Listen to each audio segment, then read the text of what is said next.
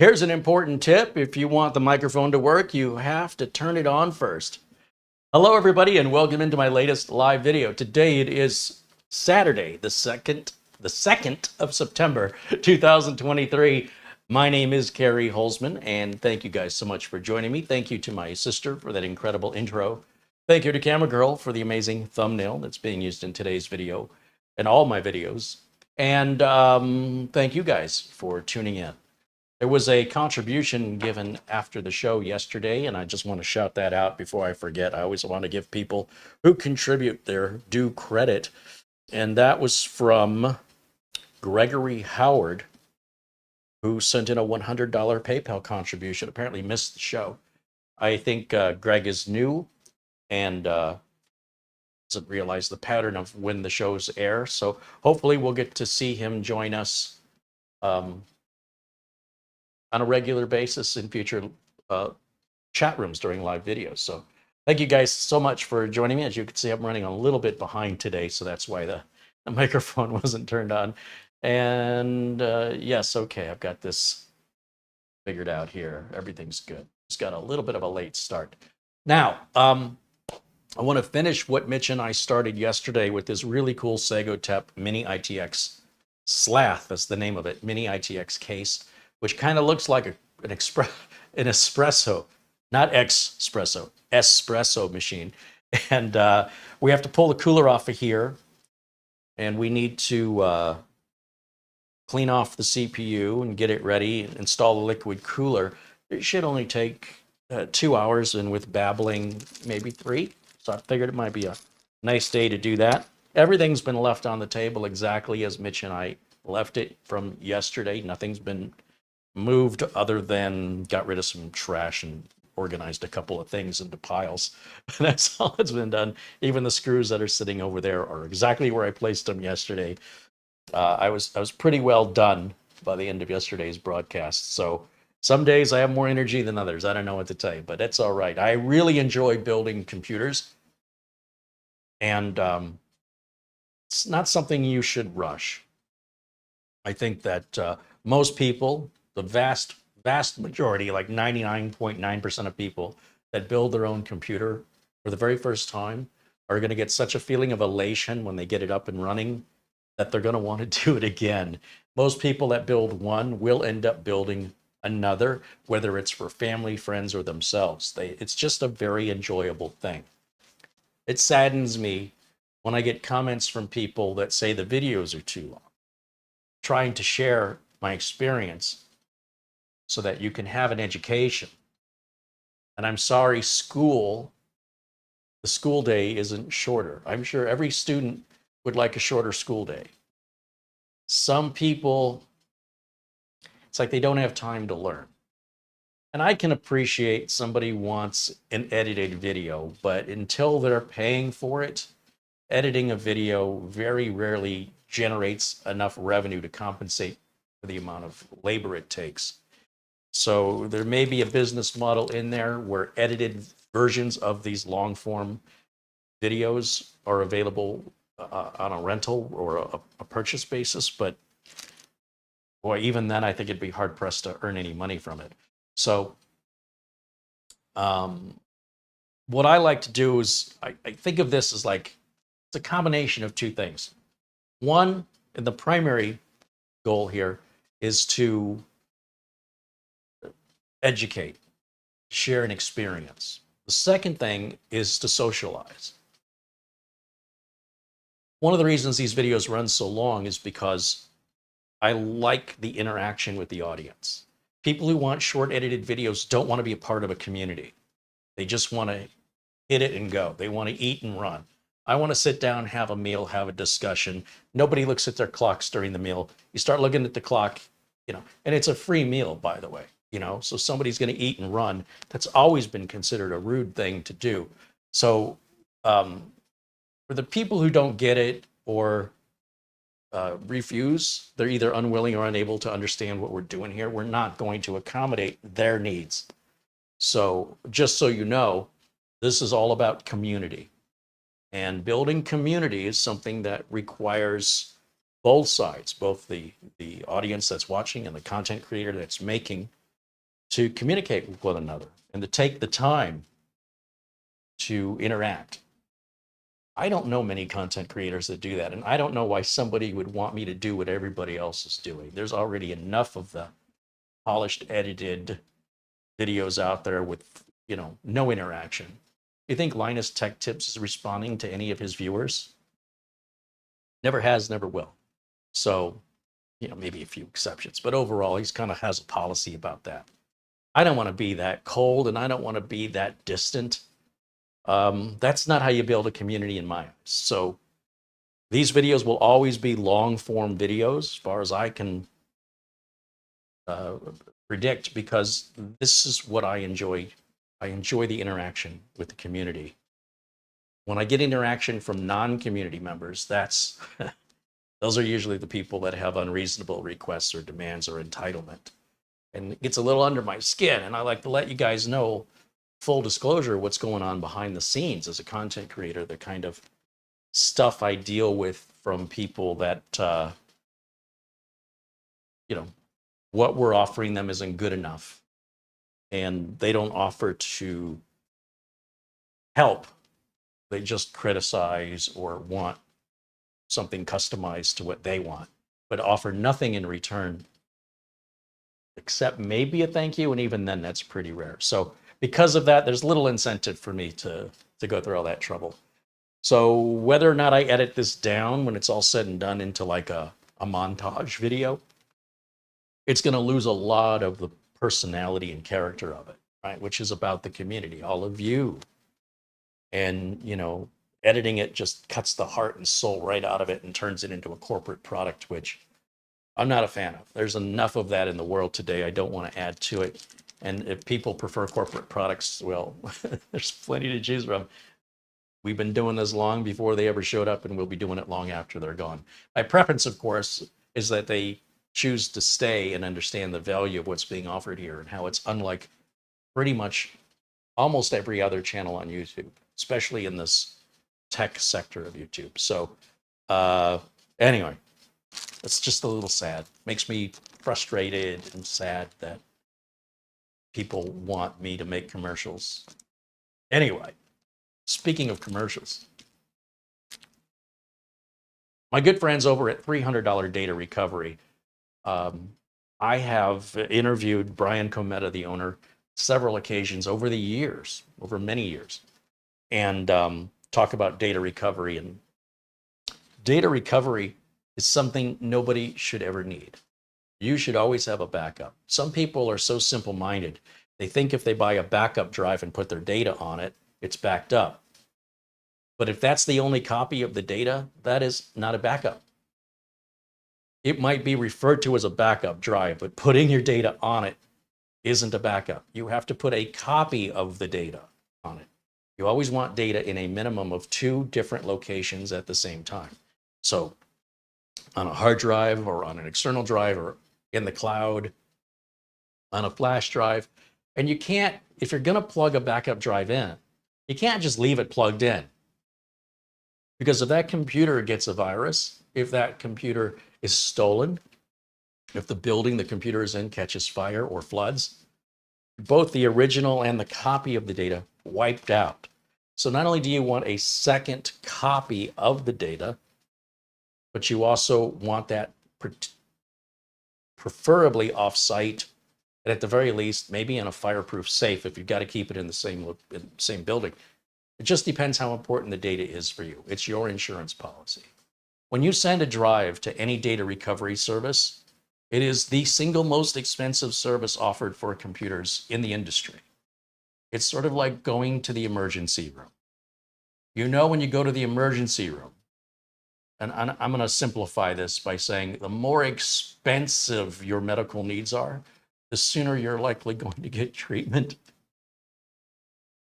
I know that's not the way it technically works, but one could see it that way. And in much the same way, data recovery companies, some prioritize the repair based on how much money is involved. If somebody's got a 5-drive RAID array that needs recovery, they might go right to the front of the line because that's a $10,000 plus job in most cases. Data recovery, in as much as an emergency room visit here in the United States is profoundly expensive. A single 10-cent Band-Aid is a $100 charge. No joke in most emergency rooms across America. Most things aren't just marked up 2 to 3 times. They're marked up 1,000 times or 10,000 times what they would cost you to buy, to purchase it anywhere else other than the ER. So sending your drive to data recovery is the equivalent of you going to the emergency room. It's going to be expensive. And here's the thing, an emergency room can't save everybody. And data recovery companies can't recover all drives. It depends on why the drive failed. You know, if a platter is broken or damaged, nobody in the world can get that data back, or at least not all of it, depending on how, if the damage is across an entire platter, or if it's just a little, perhaps where the head made contact with the platter, then that area of the platter would not be recoverable. There's a lot of false information about data recovery, people putting drives in freezers and things like that. These are people who have no electrical engineering education. There's nobody that I'm aware of that has a degree from college in electrical engineering that would tell you that's a good idea or even worth attempting. When people follow these really bad pieces of advice they find online, if it doesn't work, you might have taken data that was recoverable and now just made it unrecoverable through your attempts. Now, I'm not going to tell you putting a hard drive in a freezer never works. I'm going to tell you that's not how professionals work. Under no circumstances will $300 data recovery ever put a hard drive in a freezer. It's unprofessional. It's something home wannabe home users do this because they don't know any better and they think what they're seeing online is real. So because somebody puts a drive in a freezer and it enables the drive to work for them to get the data back, doesn't mean the freezer actually did the job. They're making a correlation of 2 events that may not be related. But don't try telling them that, because the problem with the lack of an academic education is that if somebody performs an action that coincidentally has a result, they are absolutely convinced in many cases that those 2 things are directly related, cause and reaction. Native Americans used to do a rain dance.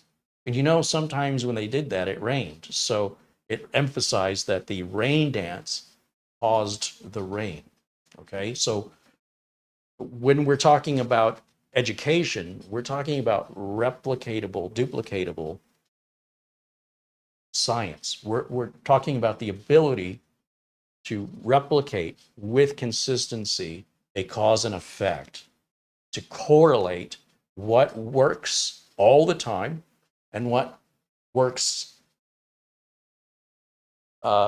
coincidentally. In other words, well, I tapped my head and I rubbed my belly and then my data came back. That's ritualization. And there's too many people online sharing ritualizations and disguising it as actual fact, and it's frustrating. So $300 data recovery is never, ever going to put a hard drive in a freezer. It is not a part of professional data repair, and doing so could render what was once recoverable data into unrecoverable data due to the condensation that can build up inside of the drive from the heat temperature differences. It's no joke. Now, if you've got data, you kind of want it back, but you don't want to spend money to get it back, and you want to throw the drive in the freezer because you got nothing to lose, that's on you. That's on you. If it works, good on you. But it's not advice any professional in data recovery would ever give you or ever endorse. Now, that being said, I'm going to bring up their website real quick because I want to talk about them for a minute. 300 Data Recovery is sort of like a discount emergency room, all right? Because when we talk about data recovery, as I mentioned, it's very expensive, extraordinarily expensive, like $2,000 plus minimum. Now, $300 data recovery, you can go to 300ddr.com or $300 data recovery spelled out. And this is what their website looks like. I want to show you they have flat fee pricing. So you already know what you're going to be paying before you send the drive in. I don't know any other data recovery that does that. They've got an A+ with the Better Business Bureau, 5-star Yelp reviews. They'll do a risk-free, no data, no charge assessment. They are a small company. They've been around since 2007, and they've recovered over 27,500 failed devices. So this is no joke. This is not somebody working out of their garage. They've got over 4,300 5-star reviews as the highest rated data recovery company on the planet, not just in Los Angeles, on the entire earth. They have an average 4.8 out of 5-star possible. And you can see there's Brian, the owner, and myself back in 2017, 6 years ago, over 6 years ago, when I first interviewed Brian. And I hope you never need data recovery services. I hope that by watching this channel, you know better. You know what's going to happen, or what's the potential for happening if you don't make copies of important data some way, somehow. Whether you're making clone backups like with the Cronus, or you're using Microsoft OneDrive, Google Drive, Dropbox, heck, even emailing yourself files to like your Gmail account, something like that. Because the last thing I want any member of this community doing is asking me, how do I recover data from a failed hard drive? You don't. If it's important, you will not make that attempt, because if your attempt fails, you may make what was once recoverable data unrecoverable. So Brian over at $300 Data Recovery can only perform so much magic, okay? So if you want the best odds of data recovery, the minute you have a problem, that you realize you have a problem, you shut the computer off, and you do not ever turn that computer on again without that device, the device that's holding your data that has failed. You must unplug that. Never turn it on again. Every single time it powers on, maybe one less time it's got left. I can tell you stories of going to customers where they had hard drives that were clicking and they were kind of reading, and the customer put it off, and then it was too late, the drive died. So when it comes to data recovery, don't take my word for it. If you or anybody you know needs data recovery, call around or search around using Google. Look at Reddit. Look at the discussions for data recovery and look at the prices people are paying. $2,000 is usually a starting point. So with $300 data recovery, they're a mile apart from everybody else. They're also very transparent, and they keep you informed the entire time, from when they receive your drive to the status, to what files looks like they're able to recover, and they're quick. So has anybody in the audience here used $300 data recovery? Just out of curiosity, do we have any of their, has anybody ever had to use them? Hey, there's Gregory Howard again with a $50 super chat. We're very generous. Gregory, thank you so much. I don't know where you came from, but I'm glad you're that you found us and you become a part of our community. You are very generous, and I certainly appreciate you very much. And if there's anything I can do for you, Gregory, always feel free to reach out to me at my email address. And that's true for all my members and to all the supporters of the channel. I'm here for you guys if I can help you. If I can return the favor, I am certainly honored to do so. Now, let's see. Back here. Hello to Dwayne Blackwelder, George Armstrong, Dave E says hello. Oh, why is Dave E green? Dave E should be blue. Fix that. If you're a member for 12 months or more and I haven't turned you blue, you need to bring that to my attention so I can correct that.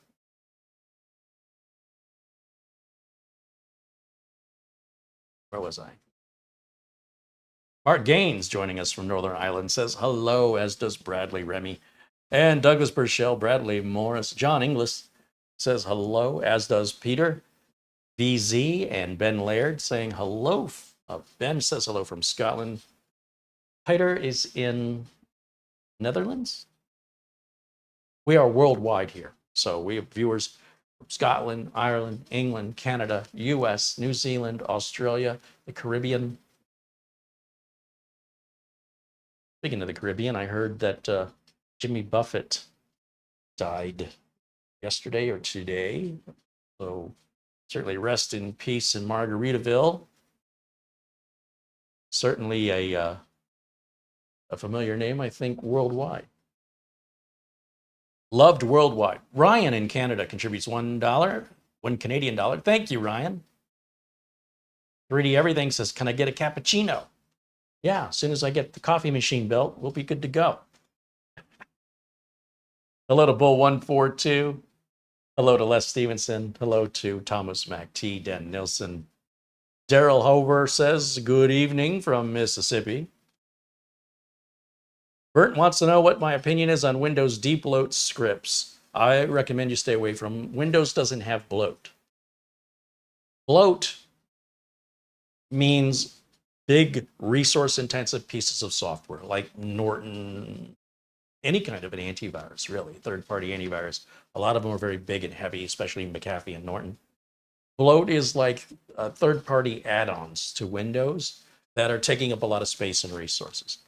Windows no longer has that. And in fact, it's even been a while since I've seen Dell or HP or any of the system integrators put bloat on their systems anymore. And I just realized my camera is really zoomed out. So it's really not an issue anymore.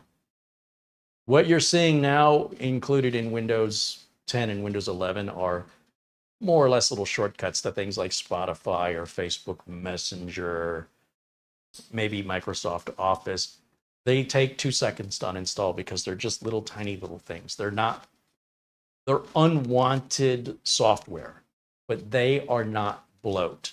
They are not consuming enough resources to even be worth considering removing for that reason. You might want to declutter. I would call it clutter. I wouldn't call it bloat. And it's so fast, you just right click and choose uninstall for each thing you don't want. They are not full installed programs except for Microsoft OneDrive. Sometimes you get Skype and Microsoft Teams. And those you can uninstall right into the control panel. The whole thing will take you less time to do manually than to download and learn how to use a debloater. So in my opinion, stay away from it unless you have nothing else better to do and you want to potentially cause a problem with your system. And if you do, then don't let me get in your way. But that's my opinion. Stay away from them. Those were recommended 15 years ago. We don't live in 15 years ago. At least I don't. So I don't use tools that we used to use. A lot of them we don't need anymore. Defragmenters, LapLink. I'm using LapLink. I'm just saying, trying to keep up. I'm going to adjust my camera here because I only just now realized that this is still zoomed out from when Mitch was here. And Mitch is a tall guy. Although when you're my size, everybody's tall. Oh, let's see. Do this. So, I think I might have that too low. Let me see. Let's see if it chops off my head. Head chopped off? Oh, I'm close though, aren't I? Maybe I should have set the show to start at 2 o'clock so I had more time. Some people think I just turn a camera on and just start filming. And there's a whole lot of setup and prep that goes into these videos. I think most people don't quite grasp with regards to making sure the batteries are charged, making sure the cameras are all figured correctly, thumbnails, keywords, and tags, and video descriptions. Anyway.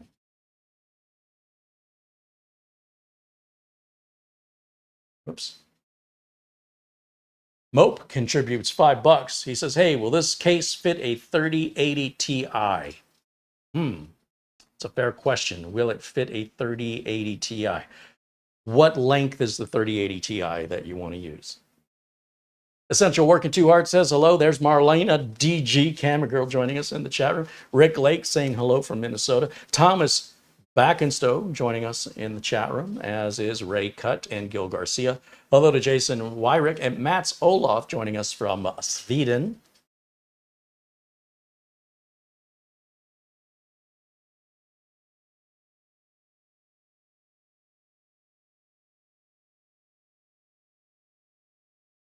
There's a whole lot of waking up and getting dressed. Yeah, people do prefer that I wear clothes when I do the videos. So yeah, that takes a few minutes. Does the neon sign work? This neon sign here?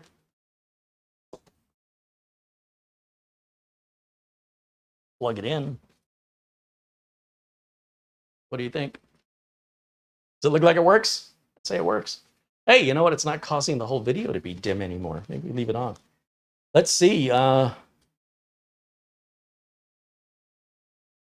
Blackjack Yak says, yeah, Windows is so much better now. We don't need software just to view a PDF or unzip files, or even to securely erase the OS to sell a computer. All these tools are now built into Windows.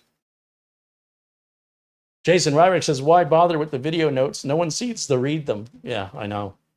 I do know people do read them. It's only the people who don't read them who speak up, right? The people who do read them don't speak up. So it would lead one to believe nobody's reading them based on the comments. That is kind of neat. These Sony cameras, I just realized they're doing a really good job with not auto dimming when I turn this on. That's pretty cool. Rick Lake says he reads the video notes. Well, thank you, Rick. I appreciate that. Stan said the picture did get darker. Ah, well, it looked like it didn't. Wishful thinking. I'll leave it off. All right. So in any event, $300 data recovery. I hope you never need data recovery. But if you need data recovery, I hope you don't let yourself get taken to the cleaners by literally any other recovery service. I hope you don't fall victim to any data recovery software. All data recovery software can do is recover deleted files or deleted partitions. If you have a physical problem with the drive, there's nothing any software that's sold to a consumer is going to do to help you. And again, if you insist on trying something like SpinRite, there's a good chance that when you're done, if you did not get your data back, likely nobody else will be able to either, because after you do that to your drive, in most cases, it's going to render the drive unrecoverable if it wasn't already. It will be when you're done. So if the data is important to you, you want to shut the machine off and unplug that drive. ASAP, time is of the essence. Just having the machine on could be writing temporary files on the drive. It could be thrashing the drive around in system restore points, and all kinds of bizarre things could be going. Virtual memory drive swap file size could be modified, and just continual damage after damage. I didn't do anything. All I did was turn on the machine. That's all you have to do to inflict even more damage and to make a bad situation worse. So if you want to attempt recovery yourself, please know that if your recovery is not successful, you make recovery impossible or far more difficult and expensive for a professional to get to it. So choose accordingly. I'm not going to tell you what to do. Do your own research. Look around and see what people are paying, see what companies are charging, and you'll understand what a hidden treasure $300 data recovery is. I have never taken a sponsorship from them before, and I thought, you know what? I might be doing them a disservice by not offering them a sponsorship opportunity. And so Brian and I talked, and so for the next 2 months, I'm going to be talking a lot about them because he's supporting this community. And I know many of you have emailed me and told me you've used his services, and all glowing things. Nobody's had a negative thing to say.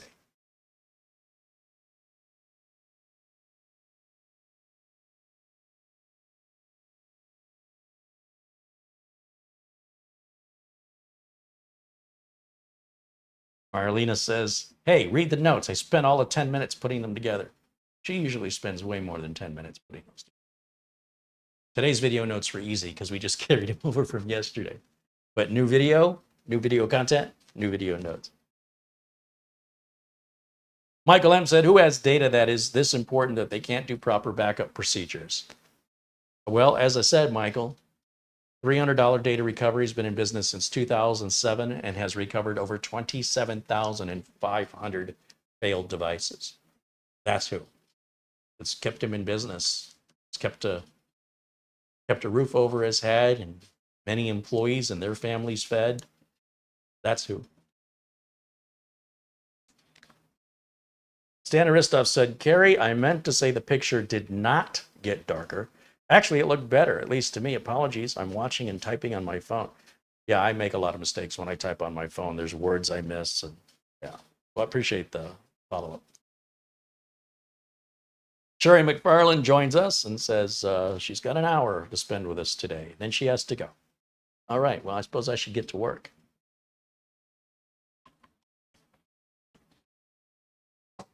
And yes, $300 data recovery can recover any form of media if it's recoverable. So flash drives, memory cards, solid state drives, whether they're M.2 drives, SATA drives, mechanical drives, SCSI drives, RAID arrays, any kind of storage. I don't know that he does tape recovery. I don't think they do tape drive recovery, but maybe I'm wrong.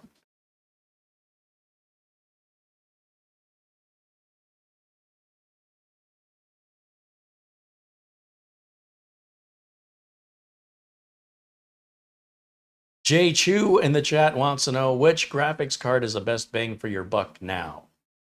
It just kind of depends what you want to do with it. What one person thinks is a good value for playing a certain game at a certain resolution and frame rate may be entirely different to what somebody else thinks is a best bang for what game they play at what resolutions, or what a video editor might use. Essentially, the best video card that you can afford will be the best video card for you, in my opinion.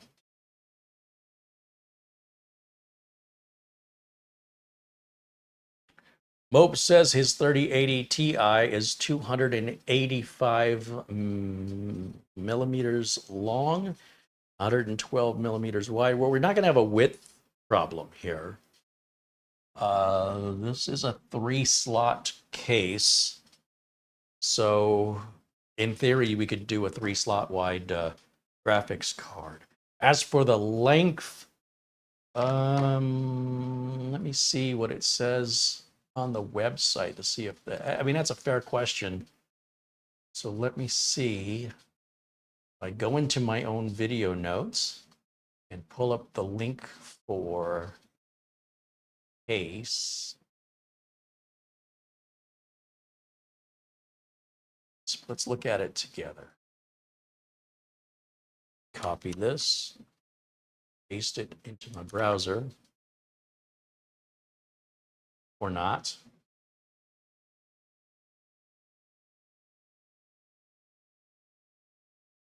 Right, I pasted it in the wrong place. I don't want to search, I want to go there. This should come up any minute now. Anytime at all. Any minute now. Or not.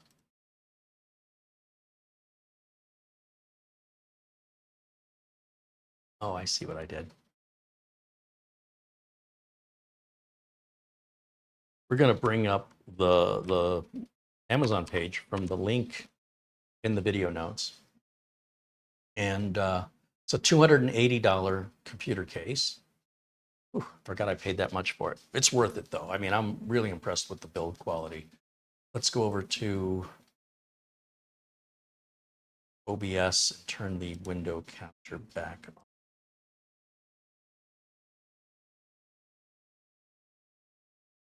Which is there.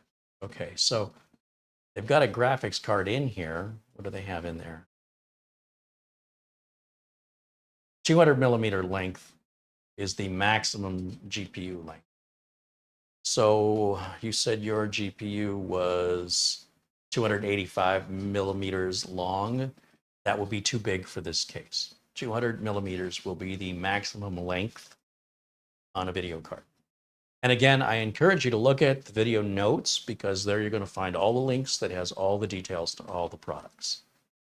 But of course, if there's information missing, please let me know. Or if you can't bring the site up for some reason. Let's see, back over to camera 1. There I am. Okay.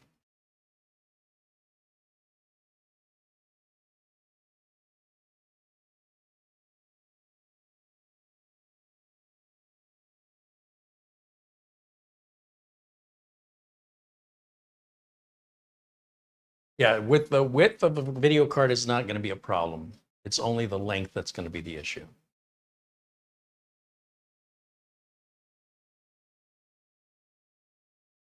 Peter wants to know if Windows says irreparable damage on a hard drive, and data recovery still repair that? Potentially, yes.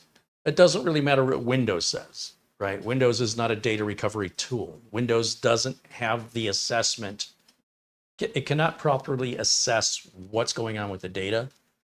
I think it means in context of Windows recovering it. Windows can't recover it because Windows is not a data recovery tool. The kind of equipment that Brian Cometa uses over at $300 data recovery is worth somewhere around, I want to say about 100 grand, pretty close to 100 grand for each data recovery workstation he has. And when the last I was there, I think he had 13 or 15 data recovery workstations. So it's over $1.5 million of data recovery tools. This isn't the kind of stuff that you and I can go to the store and buy. Even if we could, we wouldn't be able to afford it, nor would we have the time to get educated on how to use it. It's sort of like getting a front end alignment done on your car. You can buy a front end alignment tool.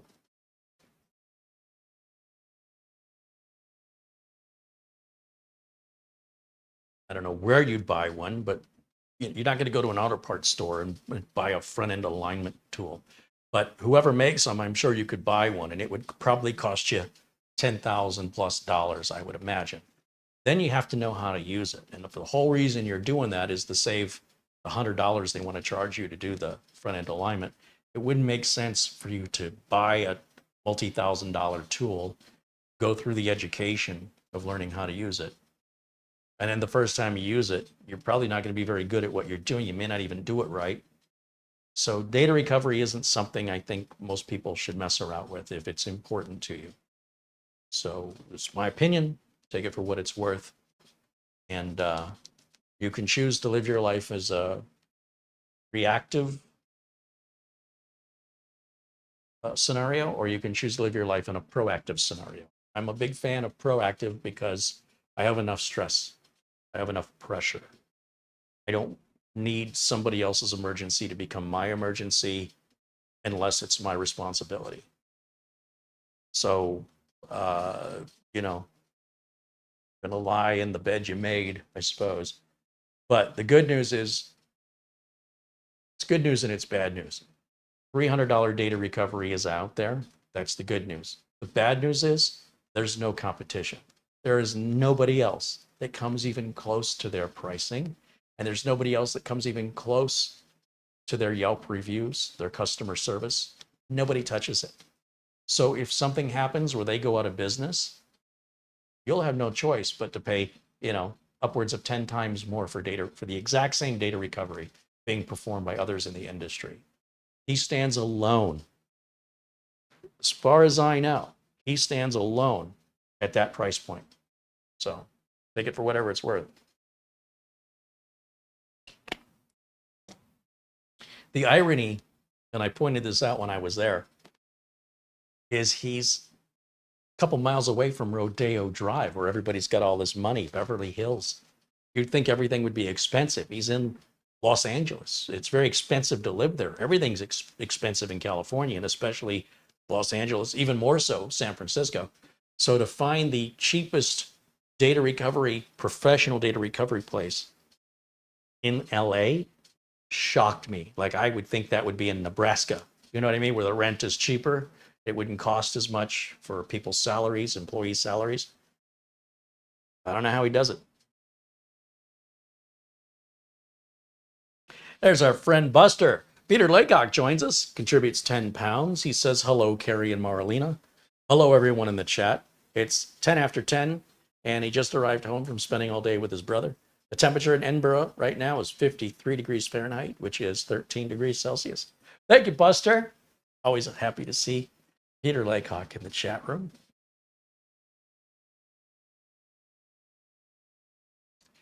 So, yeah.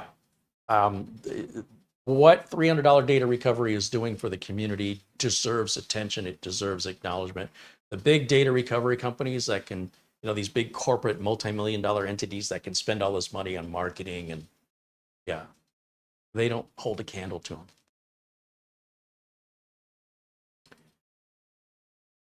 All right. Let's see, where am I?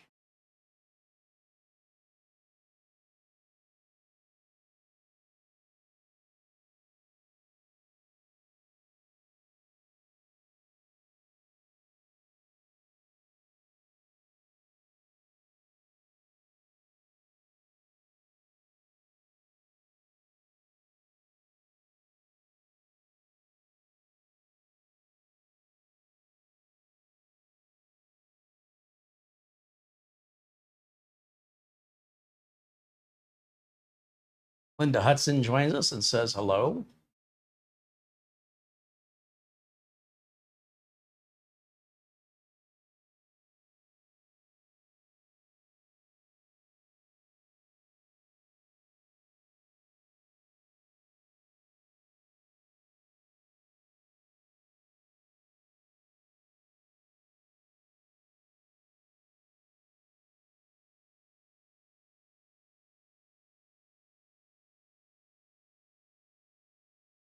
Frankie B joins us in the chat. Always good to see our friend Frankie. Bill Wickens joins us, says hello. Welcome in, Bill.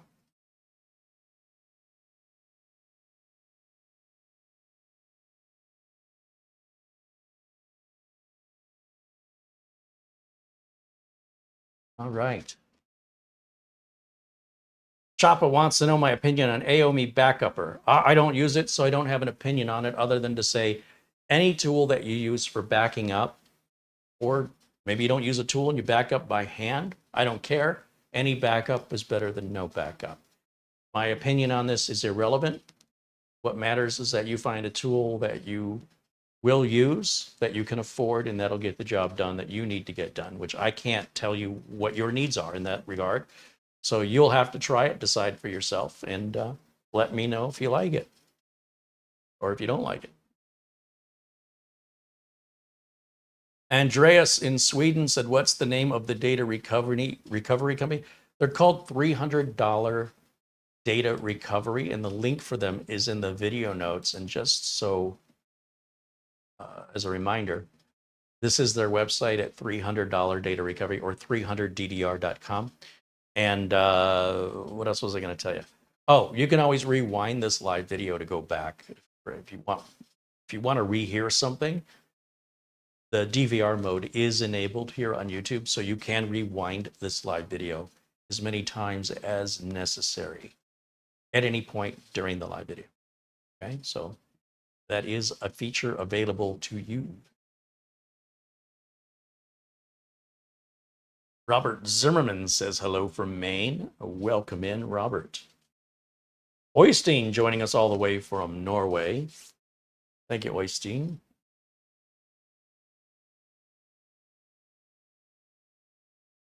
Let's see.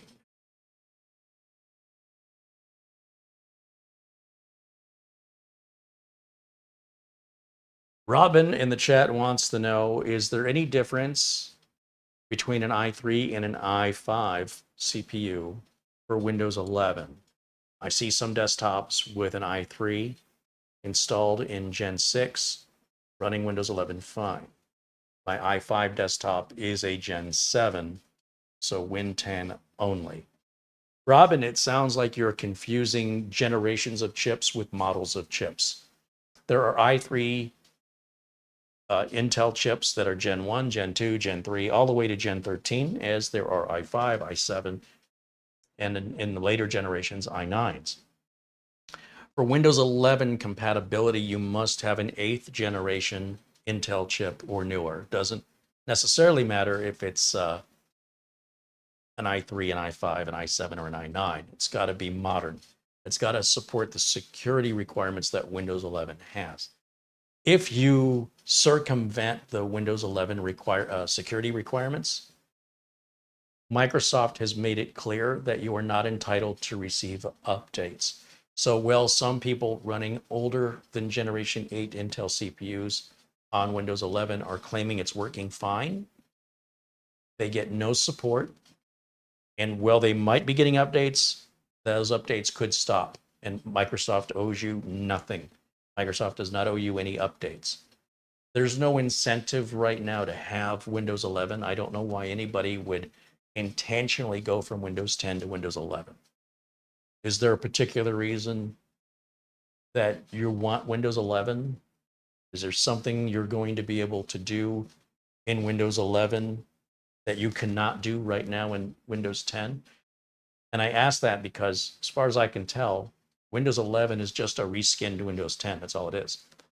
They've added some features to Windows 11 that they could have added to Windows 10, but their marketing department says, nope, those features are not going to go to Windows 10 users.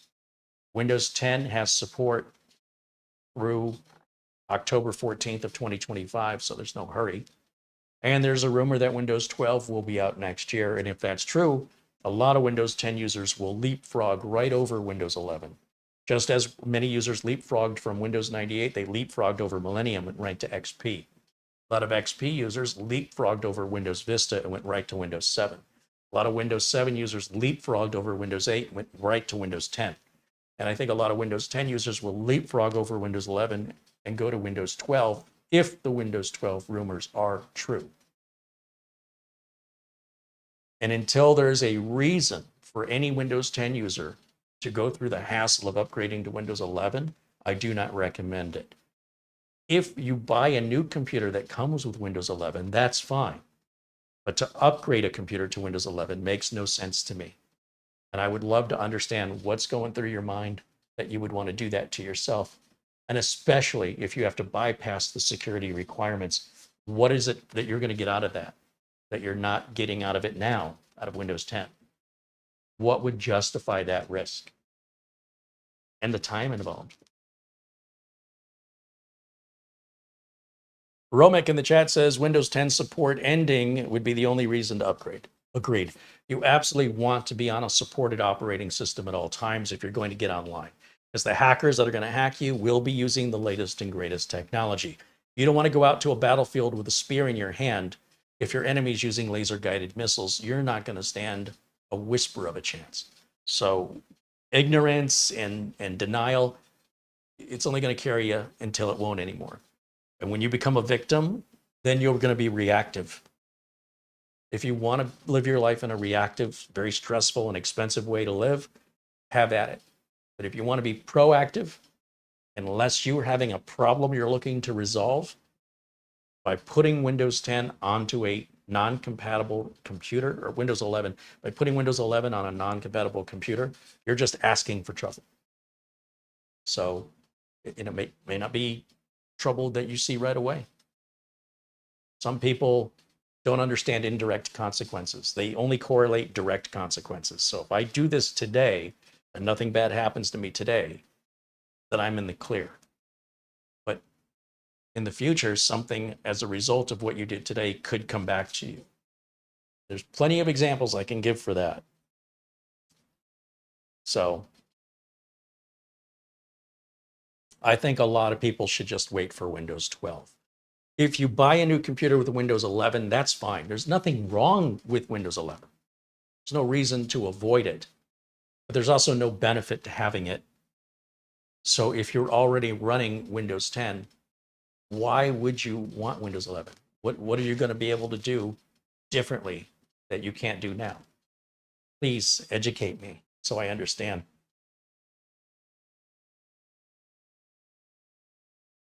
Ben Laird said he's waiting for Windows 20. Well, I'm going to make a guess here.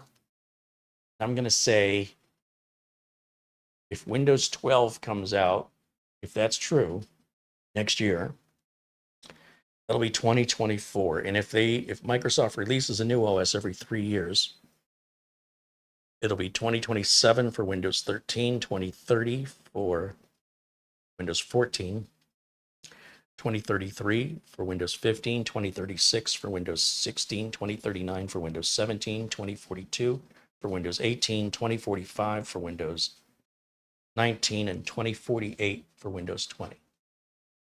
So probably around 2048, maybe 2050. I think perhaps Windows won't be on your mind then. I don't think. We'll see. Let's see. Don't you think they'll skip 13? No, it didn't stop. iPhone had an iPhone 13, didn't they? There's been a lot of Model 13s. That's usually something done in construction where they skip the 13th floor, like you get into an elevator, and it's very rare. But sometimes you get into an elevator and it goes from floor 12 to floor 14. So floor 14 is floor 13. It's just an old superstition. It's sort of like walking under a ladder, crossing the path of a black cat. Geez, are we ever going to evolve, or are we just going to be, savages? I don't know, man. Big world. There's a lot of people out there. Arto Racinin says he can't wait for Windows 42. I think the world won't exist then. I think mankind will destroy themselves long before that. Won't be my problem. I don't think. 2042. I mean, Windows version 42 will be not in this century. So, yeah, I don't think any of us are going to be around. All right. Hilarious, guys. Hilarious.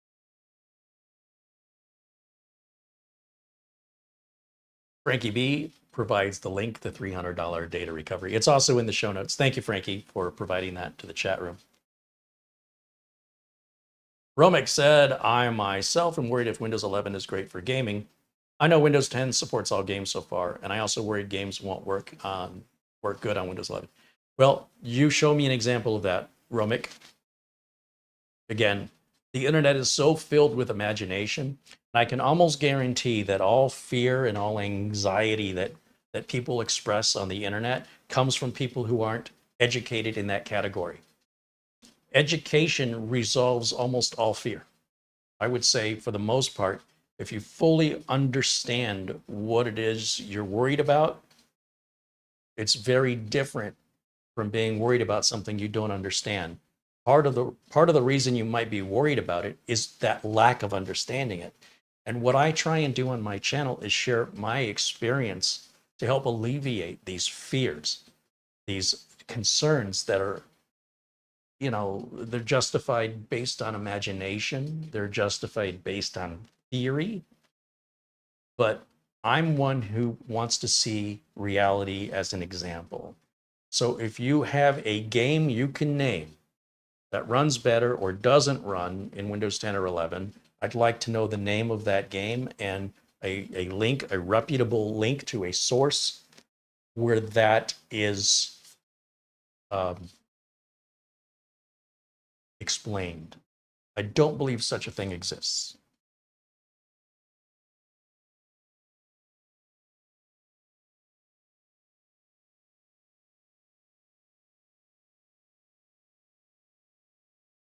Now, if people want to be superstitious, if people have excuses for not educating themselves, but they still want to move forward propagating false information based on their imagination or based on somebody else's imagination because they couldn't be bothered to fact check it.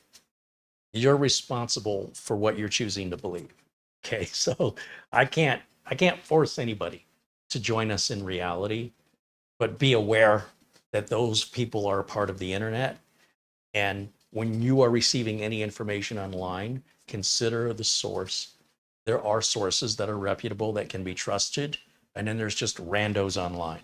And these things do not have equal value with regards to the quality of information they provide.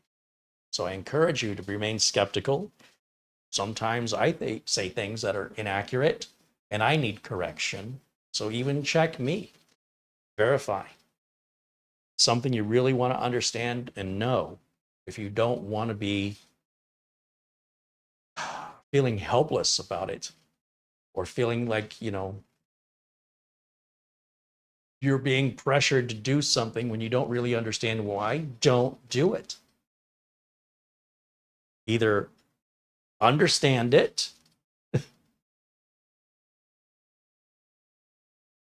or, suffer the consequences of your own decision-making processes. So I don't know what else to say. What you do and how you do it only affects you. So I would hope you do things thoughtfully, you have some critical thinking skills and that you understand why you're doing things rather than just ritualizing. I just can't see living my life that way, but that's just me. Bill Wicken said, will you still be on YouTube in 2048? I still be watching. In 2048, I'm sure I'll be dead. It's 2023 now. That's 25 years from now. If I make it to 80 years old, I'll be surprised. Although, I thought if I made it, I wasn't going to make it to 40. And I almost didn't. But here I still am. So I could be wrong. But I'm not planning on it. Let's see. Even if YouTube's still around or the world hasn't destroyed itself, we'll see.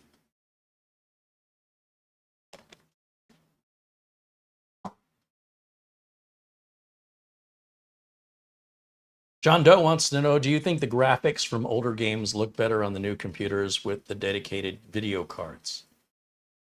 I've got to tell you, when I play video games, which isn't often anymore, I very rarely care about the details to graphics that are so minor, like reflections in the water, like RTX settings. I really don't notice it unless somebody points it out. When the original Halo came out, and then they came out with the anniversary edition where they upscaled everything to better graphics, it made no change to the gameplay. So what if the gun looks smoother and the walls look smoother? I mean, who cares? I'm trying to accomplish a goal in the game. I'm not a tourist with a camera walking around a virtual city to take pictures.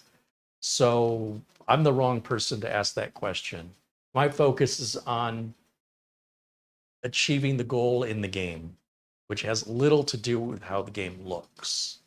Remember, I started playing games with 8-bit graphics.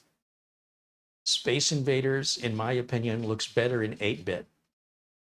Galaga looks better. I think that's still an 8-bit game. Might have been 16. They just have a personality to them. And I don't think that making more details automatically makes a game more desirable. I absolutely don't. Now, there may be more photorealistic games like flight simulators where that might be more important.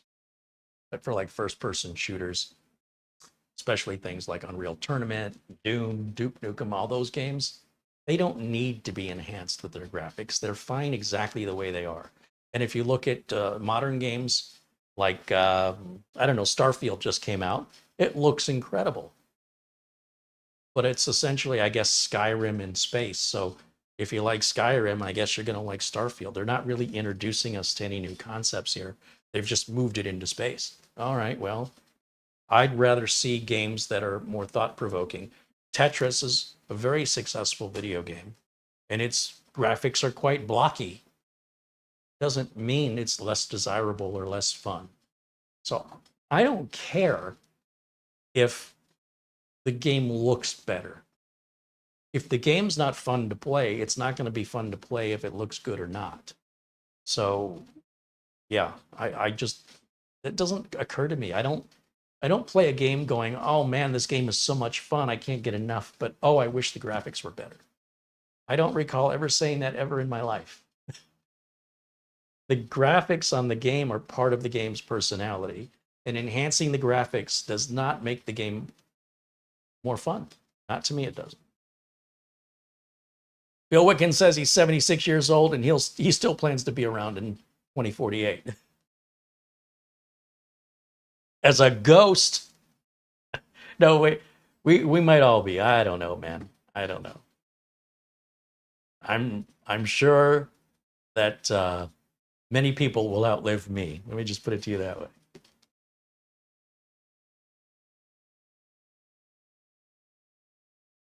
Robert Dorr says, regarding the builds undertaken on your show, will you be offering component options?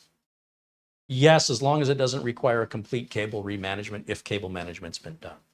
If it hasn't been done, then swapping a power supply is no big deal.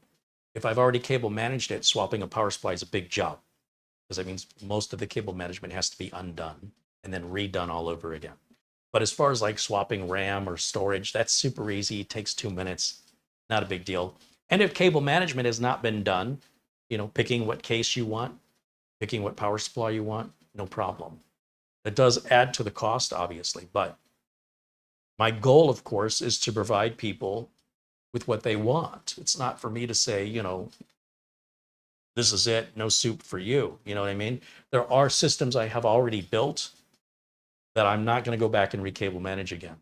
And if somebody wants more or different RAM or more or different storage, I'm happy to add or change those items.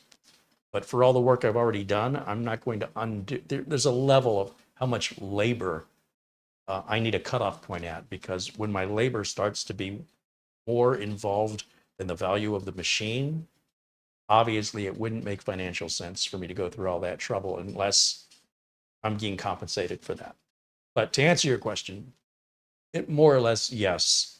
If somebody wants some changes, absolutely. If it's something we can do quickly, it's not a big deal.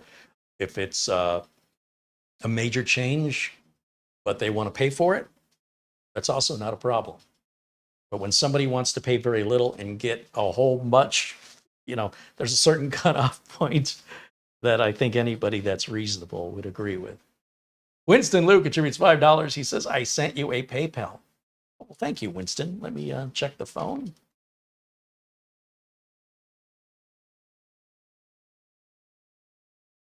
Oh, I got a few emails here. Bull142 sent a $25 Amazon gift card. Thank you, Bull142.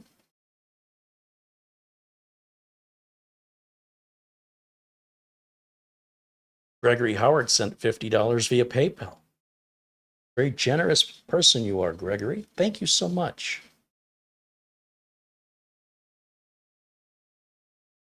$25 from Thomas Tidwell. Thomas says, thank you, Carey. You keep more of this, I think, versus chat. Yes, any super chat contributions, YouTube takes 30% of anything you contribute, and they make me wait 30 to 60 days before they pass it on to me.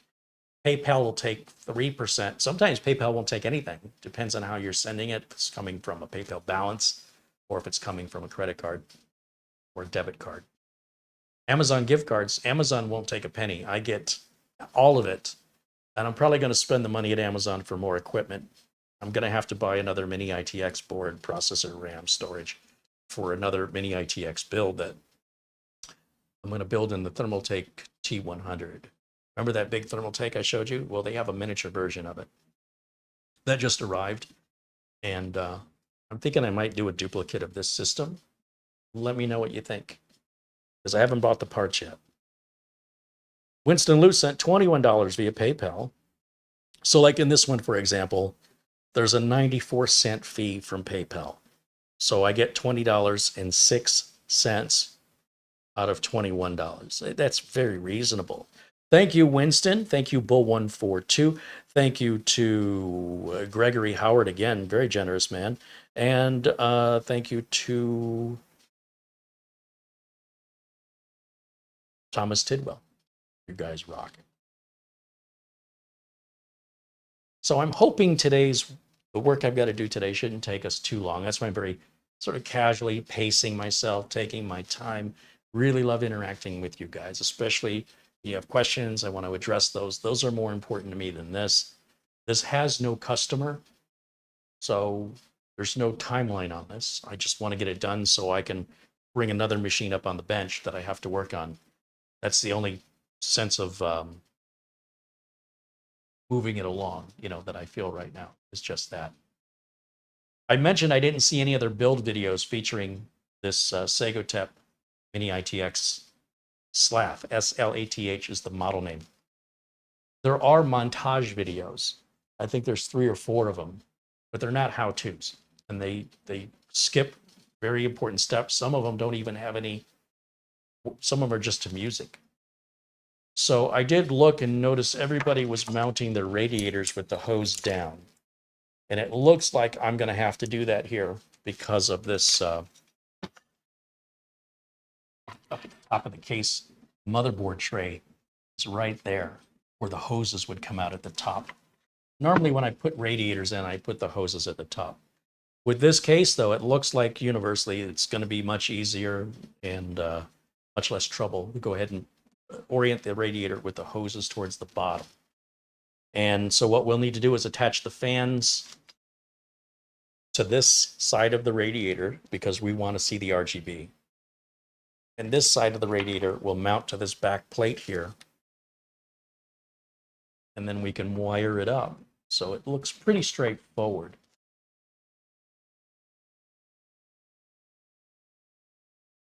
This is a continuation of yesterday's video, and it features a MSI Mag B760 Edge Wi-Fi Mini ITX motherboard with an Intel Core i5-13500. It's a 65-watt processor that is rocket ship fast. I think the best bang for the buck in any processor on the market right now. We're using, currently I've got a stock cooler on here, but that's going to come off. We just use this to test everything. We've got the Star Wars themed FireCuda from Seagate with the Lightsaber. We've got Darth Vader's lightsaber hilt. And you can swap it out to Obi-Wan or Luke Skywalker's lightsaber hilts.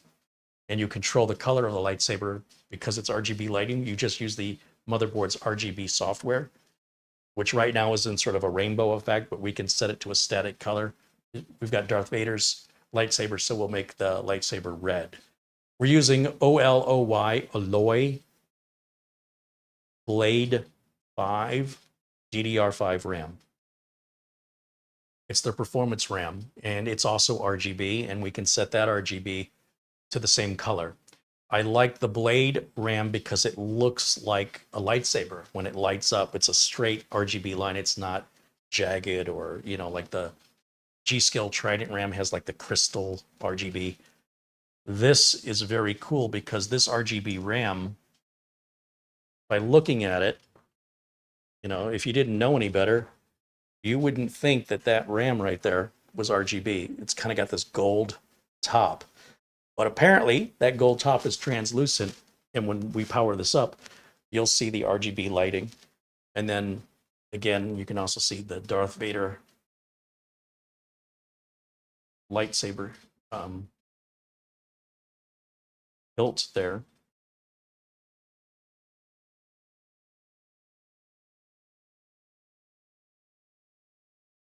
So that's all prepped. We've got Windows 11 installed, updated. I haven't activated it yet. When I go to activate it, I'm going to buy my product key at my discounted price because I'm a system builder from VIP CDK Deals.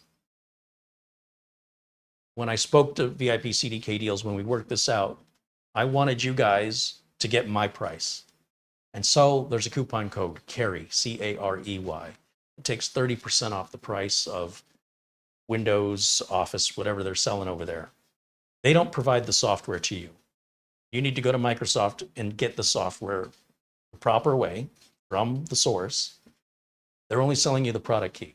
These are 100% legitimate and legal product keys. They back them up, customer service.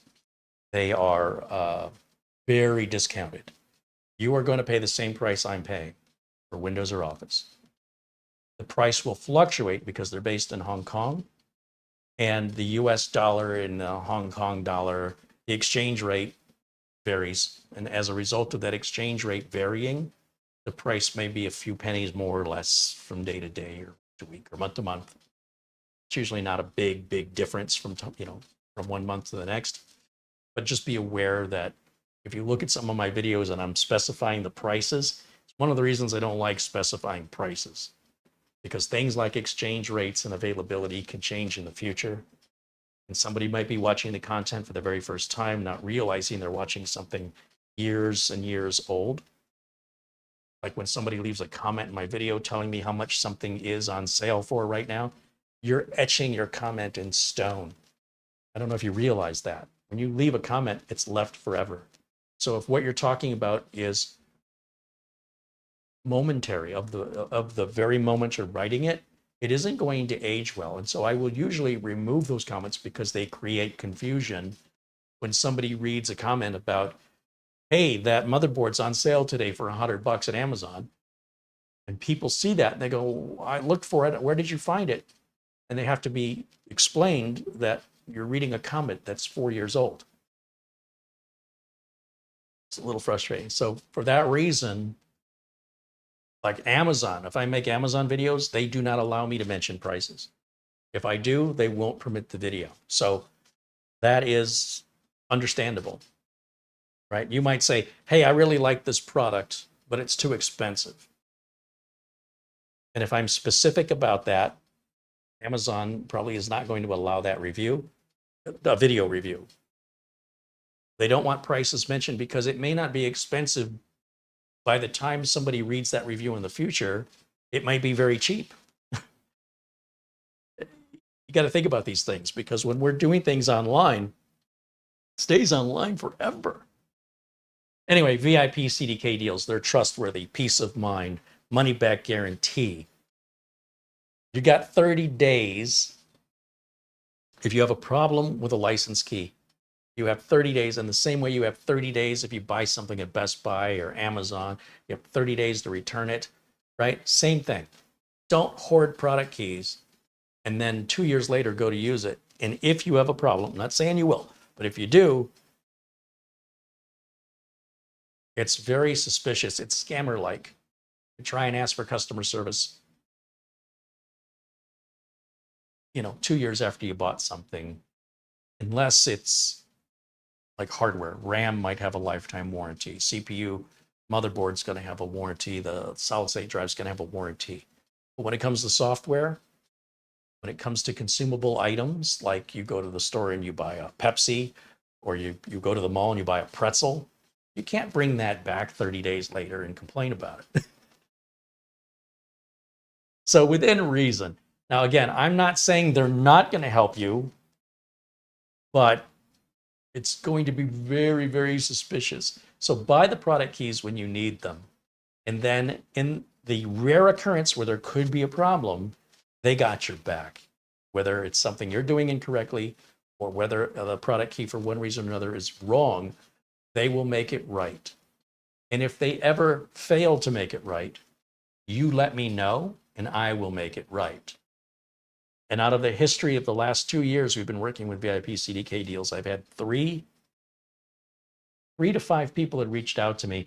2 of those people ordered the wrong thing and they wanted their money back. But the problem is they were given a product key. And VIP CDK deals doesn't know if you use that product key and you're pulling some kind of a scam. So when the end users make mistakes, it's very difficult. It takes a couple days where we have to wait to make sure that that product key was in fact not used.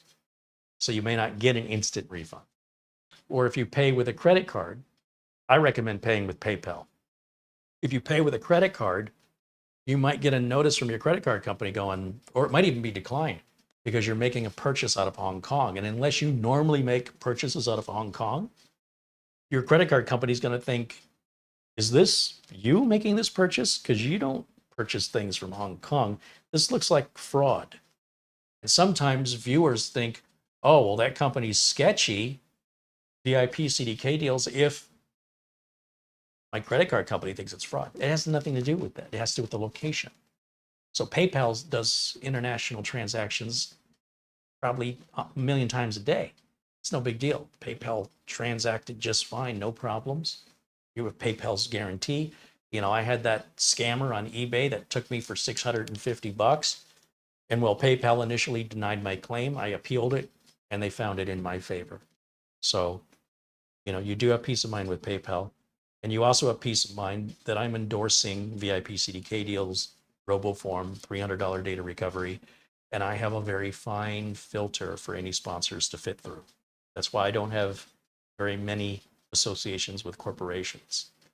And most of the companies I associate with are small companies. Like Instant House Call is a small company. RoboForm Cyber Systems is a small company. Acronis, they're a growing company, but they're probably the biggest company that I work with. I see Acronis in the chat room. Welcome in. Say hello to Acronis.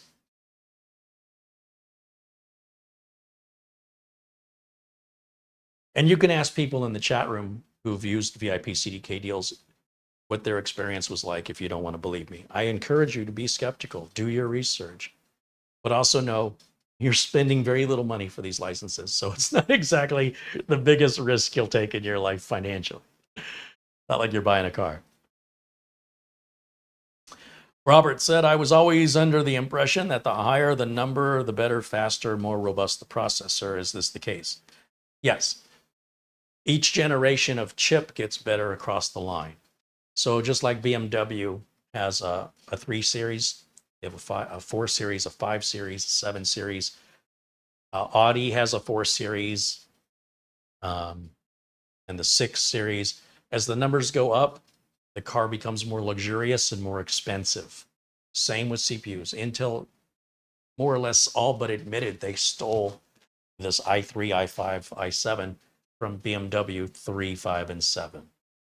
If you want to buy a BMW and you want the entry-level luxury sports car, which is the cheapest and has the least amount of horsepower, but is a BMW, you're looking at the 3 series, or maybe they have a 2 series now, but back in the day, it was just 3, 5, and 7. Right in the middle is your 5, and then your super luxury class is your 7. Mercedes does this with their numbers. The bigger the number, the more luxurious the car. It's the same with CPUs. But an i3 from 10 years ago might run as fast as an i7.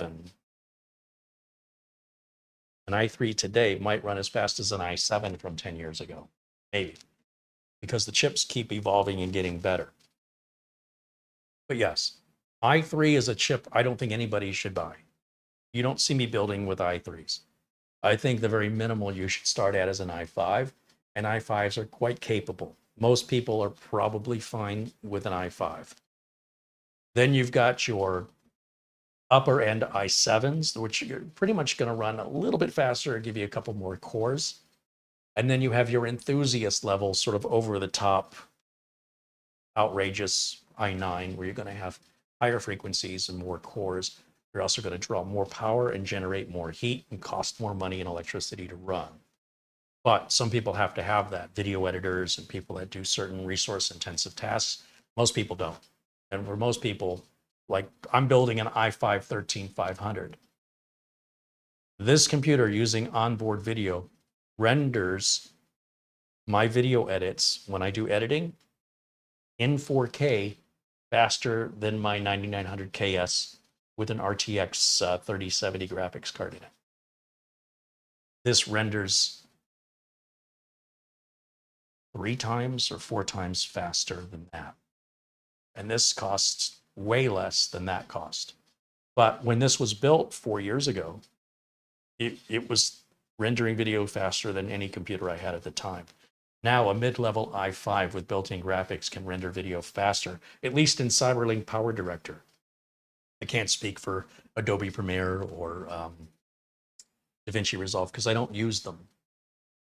With those products, this machine would probably run faster because of the GPU and the way that the video editors use the GPU for rendering. But the way Cyberlink Power Director works, it's actually much faster using the built-in graphics on the Intel chip than a discrete graphics card. Doesn't make any sense to me, but I'm not complaining. So I think for $247, you're getting the cooler and the CPU. And this CPU renders faster than this i9 9900KS. And that was a $500+ chip. That's half the price. And it's faster in most things. So the evolution of the chips are making the lower end chips more capable when compared to the high end chips of years ago. John Williams says, hello, good afternoon. Hope everyone's having a nice weekend. Thank you, John. Welcome in.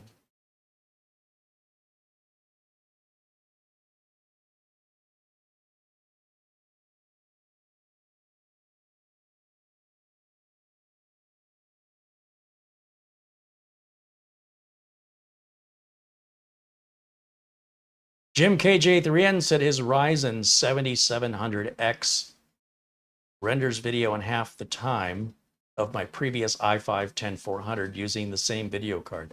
Isn't that crazy? Yeah.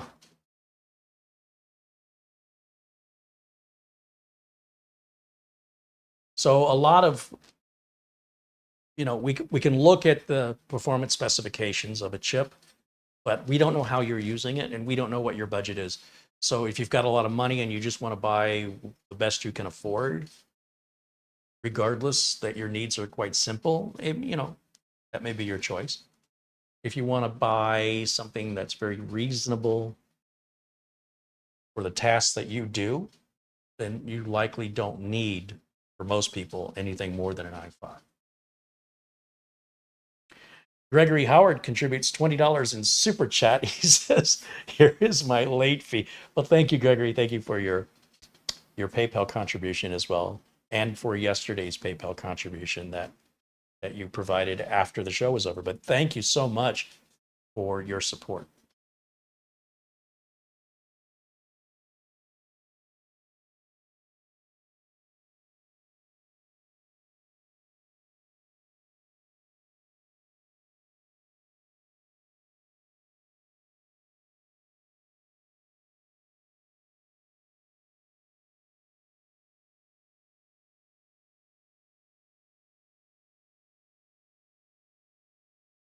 Right. So I think 3D Everything just contributed $20 via Super Chat. He says, I hope this time it gets through. I didn't get my cappuccino yet. Just kidding. I appreciate you, Carey. Thank you, 3D Everything, for your Super Chat support. And Craig Casabona also contributes $20 in Super Chat. Thank you, Craig Casabona, for supporting the channel.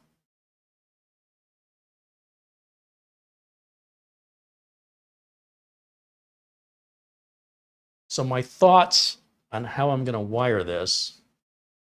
These fans are RGB, and they have an ARGB header on them, very similar to the SSD that we put in. And then we've got a 4-pin fan header. I imagine they must have some kind of an ARGB splitter.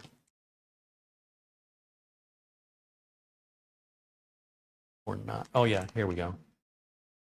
Yeah, so we have an ARGB splitter because this motherboard only seems to have one ARGB header.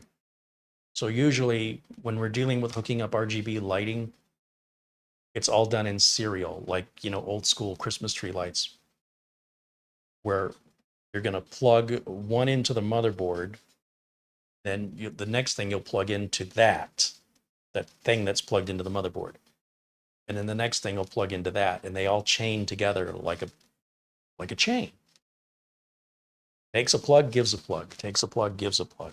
In this case, our solid state drive only takes a plug, and these fans only take a plug. They don't give one back.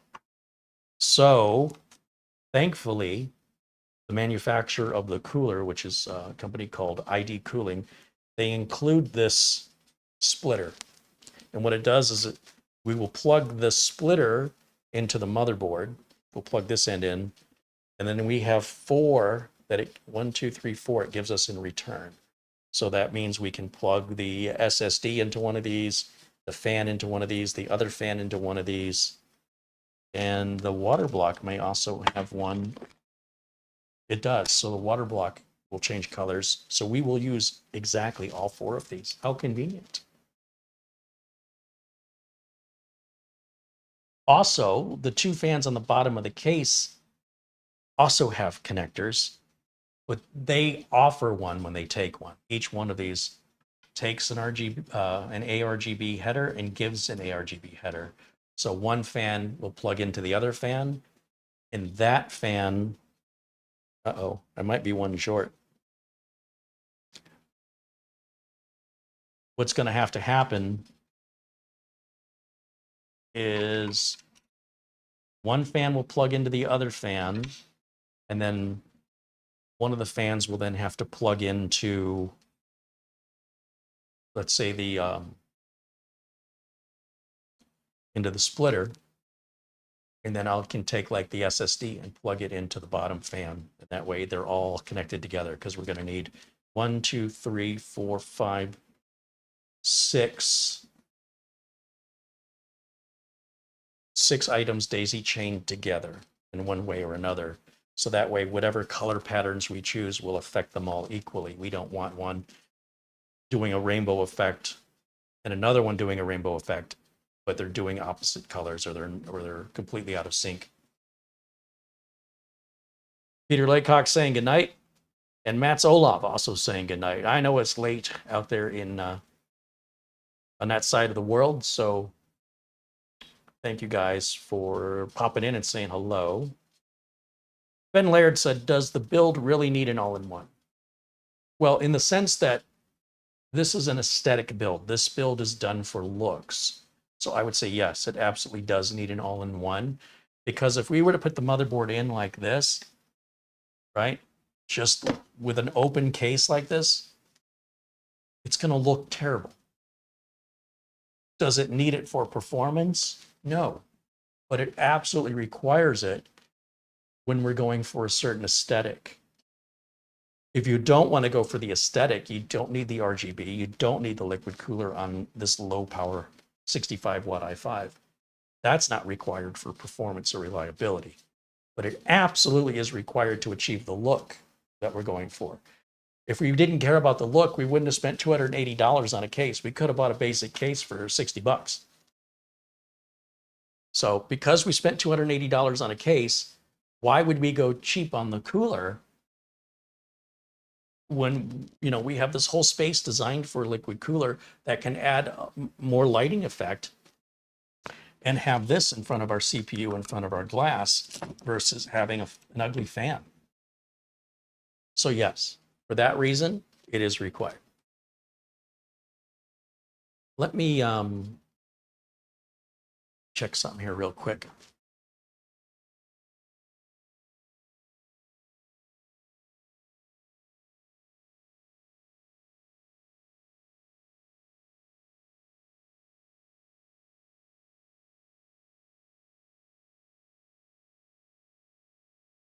Okay.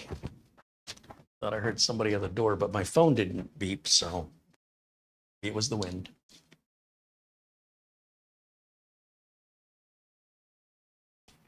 So you have to understand that when people are building computers, they do so for a variety of reasons. They might do it for cost savings. They might do it for personalization. They might do it because they want a showpiece. They might do it because they need something more productive, you know, for their productivity, something more productive. They might do it because they have nothing else better to do and money's burning a hole in their pocket. There's not always a certain one-size-fits-all reason why somebody builds a computer. I don't need a computer. I have more computers than I could possibly ever use, and I'm going through the process of trying to sell them. The most one of the most foolish things I've ever done was buy all these parts to build yet another computer when I'm already up to my neck in computers. But I need the content. And I thought, you know, let me do something on my YouTube channel that I've not seen anybody else do before. So the reason I purchased this and purchased these parts was to demonstrate and educate on how systems go together, to introduce you to parts you may not know even existed, because I don't know who's watching the video and I don't know what desires they have with regards to their computer requirements or what their wishes and dreams are in that regard as well. Some people could care less what a computer looks like. But if that's the case, I don't need to make videos anymore. We're all just going to do the same thing and be the same way, like some sort of socialist society. Then there's no point in even carrying forward with a YouTube channel.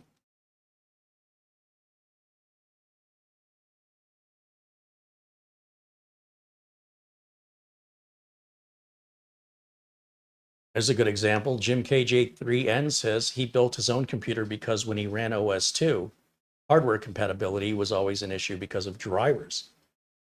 Sure. So again, maybe he would want to build his own computer in order to have the requirements he needs for the software he uses. Yeah.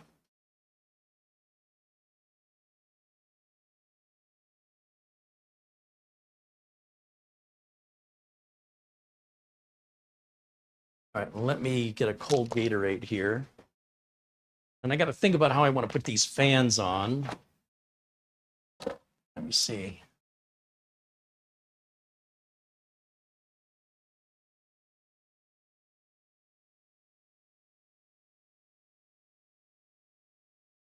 Let me see. We know the fans are going to have to go on this side, and we're going to want them in a push configuration. So I want the air where the supports are. The air is going to go out through the radiator. It's going to push the air through the radiator. And then we have to think about how our cabling is going to be routed. How do I want to do this? So I want to put the fan in like that. Have those cables on the bottom. Oh, well, it would have to go this way. Let's see. This is going to go in this way. That would run the cables to your right. Do I want the cables going out that side? Do I?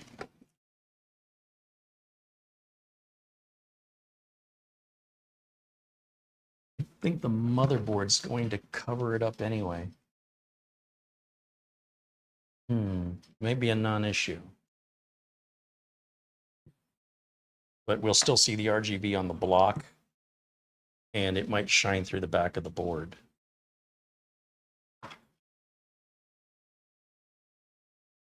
Usually when I put the fans on, I align the fans in the same orientation, but I don't know that that really makes any sense with this build, given the case is so different.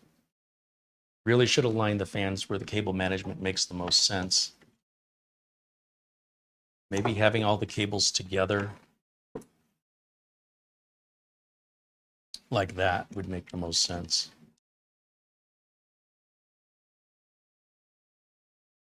Would I want the cables coming out the left, or would I want the cables coming out the right? Well, if the board's going to sit here,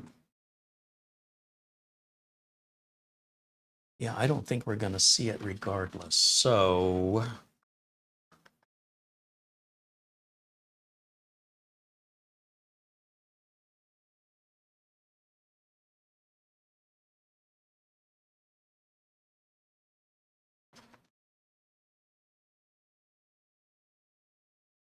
just trying to determine what's going to look better.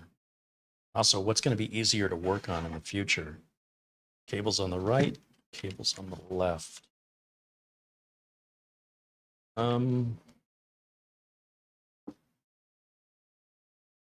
feel like cables going on my right, your left, probably are going to look better. It'd be easier to manage. That's going to be my guess.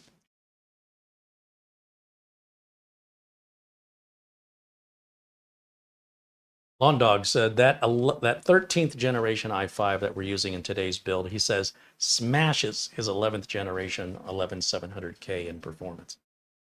I'm not surprised. It's 2 years newer.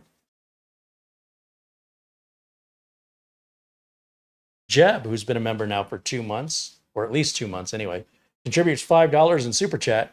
He said, this is going to be a gorgeous PC, exactly the kind of build I will try to emulate or replicate. Downloading this one. Thank you and keep it live. Yeah, well, it will be available for sale if you're in the US. Work something out. I just want to make my money back that I invested in the parts. I'm not looking to make anything off of the labor. Again, I don't need it. And it's going to be beautiful, and I'd love to keep it. But I also have the spaceship and the tube and the Xenos build. The robot's foot. A bunch of little mini computers. A couple of laptops. I need this like I need another hole in my head, but I do kind of want to keep it.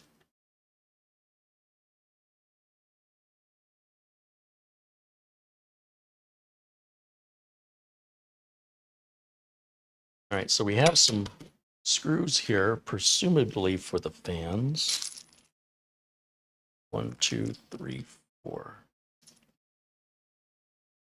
Okay, we have 8 screws. I'm going to guess that's for the fans. Then we have four more fan screws, and as well as 4 more shorter screws. And again, 4 more fan screws and 4 more shorter screws. So that's probably for... The reason they're going to give you the 16 long fan screws is because you could put fans on the other side of it and have a push-pull configuration, where fans are pushing air through one side of the radiator and pulling air through the other side of the radiator. It usually doesn't make any difference in cooling. I don't know why people would waste their money, but I think that's why they give them to you. I mean, if they're okay if you want to waste your money. They're very happy with you wasting your money, especially if you're wasting it buying their stuff. But as a practical computer technician, I can tell you that unless you're building something extraordinarily extreme and overclocking, there's likely no benefit to a push-pull configuration. And there's very little difference if you go to a push or a pull. We're going to go to a push because we want to be able to see the fans and see the RGB. If they weren't RGB, it really wouldn't matter that much. I think a push configuration is slightly better on cooling, but not enough that it really makes a difference. Like if your system is unreliable because of the slight difference a push or pull configuration makes, you got bigger system issues, because that's not going to make more than a 2 or 3 degree cooling difference. So what I'm trying to tell you is you can safely put the fans on either side. It's your choice. It's really up to you. For most builds.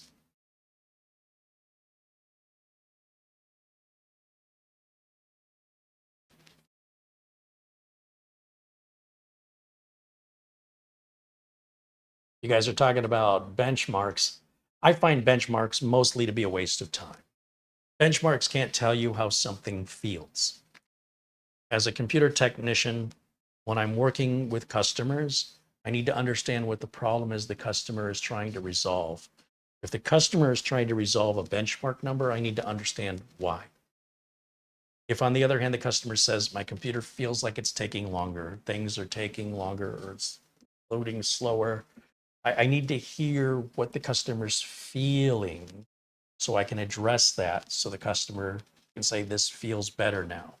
There's no benchmark software that will achieve that other than people seeing numbers and feeling better about the numbers they're seeing. Those aren't the people that are going to pay me money to help them, right? So benchmarks are just cold, theoretical representations or simulations of typical examples of types of processes that would be run, but very rarely actually emulate the way anybody really uses a computer. So I just think most benchmarks are a complete waste of time. I can tell you that if something is newer and more expensive, it's going to be faster.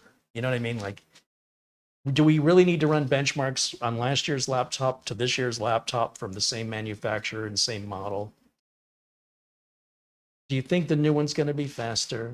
Do you really? And if it's faster by 8% or 13%, does it really matter? Because at the end of the day, you're not going to be 8 or 13% any faster. Your typing speed isn't going to get better. Your reading comprehension and speed of which you're reading isn't going to be any faster.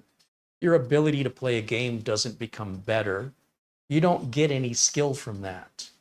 So I think too many people these days are focused on simulation and not on reality. But I can tell you, when it comes to customers, my customers care about reality. When it comes time where you're going to part with your money to pay me for my time, generally speaking, you're not going to have me dilly-dallying, chasing a number. You're going to be looking for a specific result that's going to improve your life in the sense that, you know, the computer's going to be more secure, more responsive, data's going to be recovered, you know, things of that nature that you would pay a technician for. People generally don't pay technicians to achieve higher benchmark numbers, unless there's a very specific reason for that.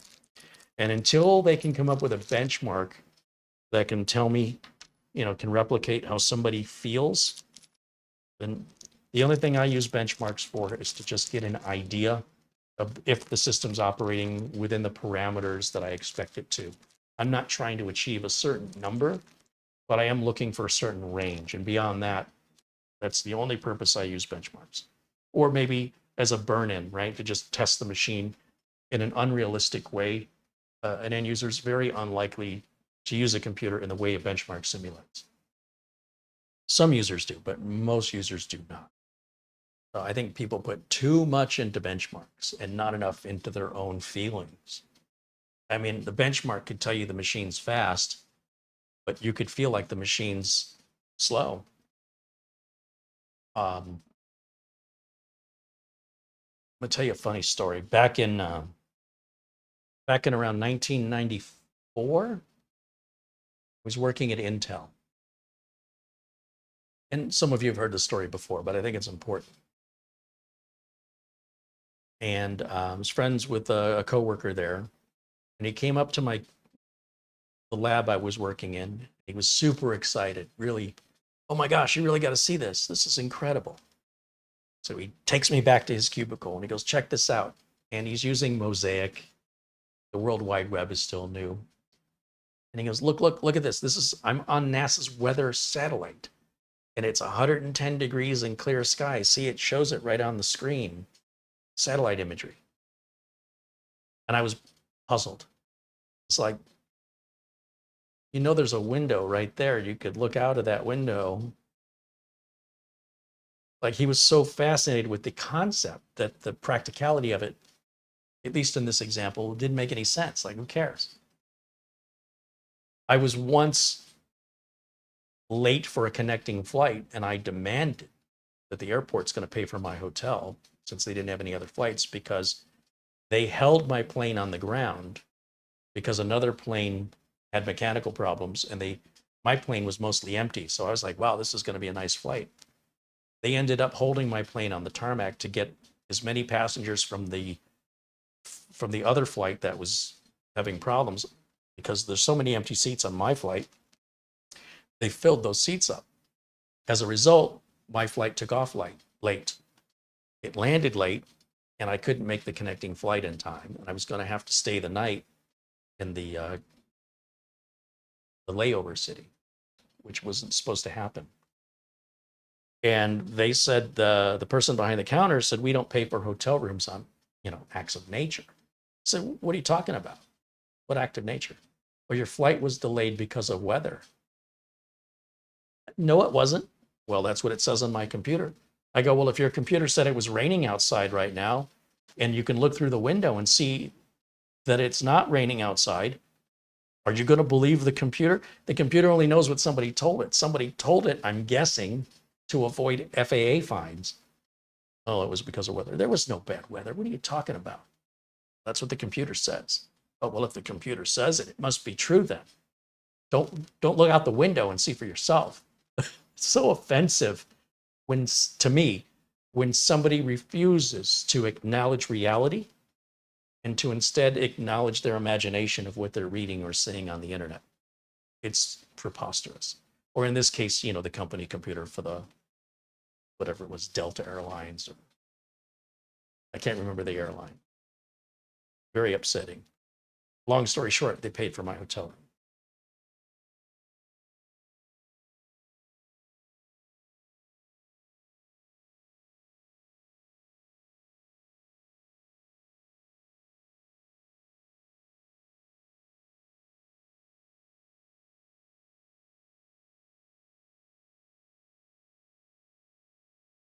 John Williams said his wife came into the man cave and said, "What kind of coffee are you going to use in your unique coffee maker? It looks like our Cuisinart coffee maker."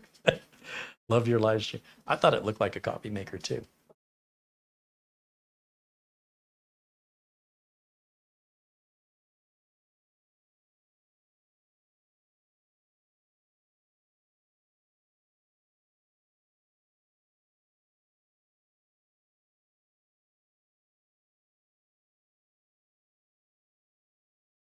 Rob Haney says he likes unique ITX computer builds. His sits in the living room floor.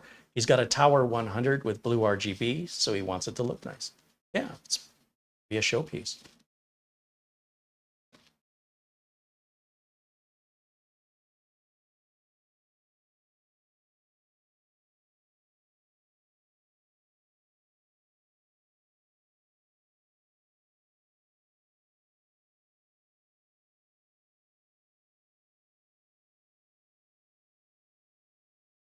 All right, so I think this is how I'm going to orient the fans.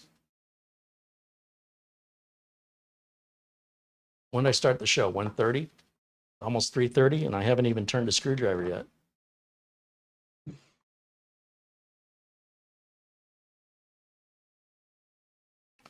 You guys ever go out for fondue? It's not about the eating. People go out for fondue, they're having dinner for 2 hours, man. This is kind of fun. Computer fondue. That's what we're doing. I got to find me a mini ITX case that looks like a fondue machine. I could have a fountain cooler.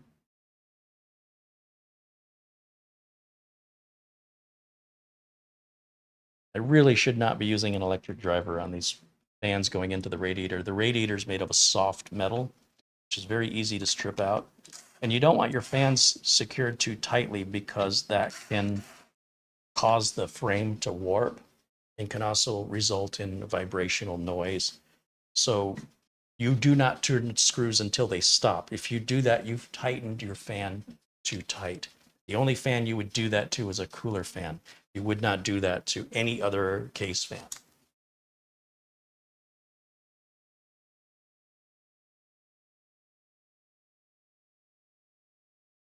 Sherry McFarland has to go to work. Well, you have a good day at work, Sherry. Thanks for hanging out with us today.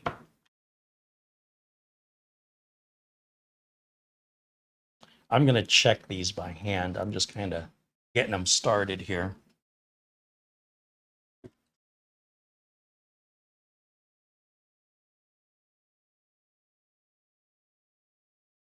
If this isn't aligning with the mounting point, then that's because I bent the frame too much by over tightening the screws. That's one way you can tell. The other way is to simply look at it, from the side and see if it's drooping on the sides. If so, you've over tightened it.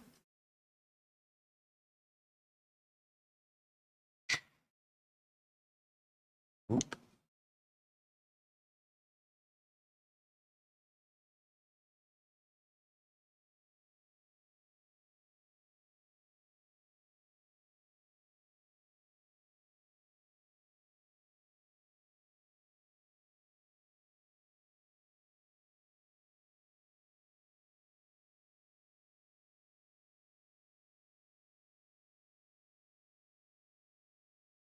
Yeah, so with this not aligning, I'm going to guess it's because I've over tightened these screws. Back these off just a little bit. And then I would imagine this will line up fine.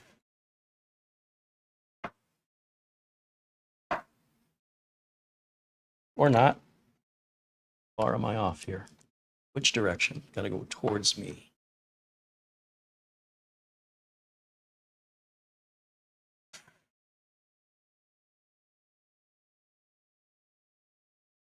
There it goes. So here's my thought. When I put this into the case, it's going to go in this direction. And I really think if it's going to go in this side, I really think these cables should come out of this side. So I need to turn these fans. I also want you to notice where the screws are, how the screws that are holding the fans in are preventing me. I have to route the cables around them instead of behind. I would have preferred the cables be behind the screws. So I'm going to take these fans back out. I'm going to rotate them so these cables will come out this side. Because when I put this in here, I think the cabling will be better hidden coming out of the left. Or will it? Or will my cables be better hidden this way? Let's see.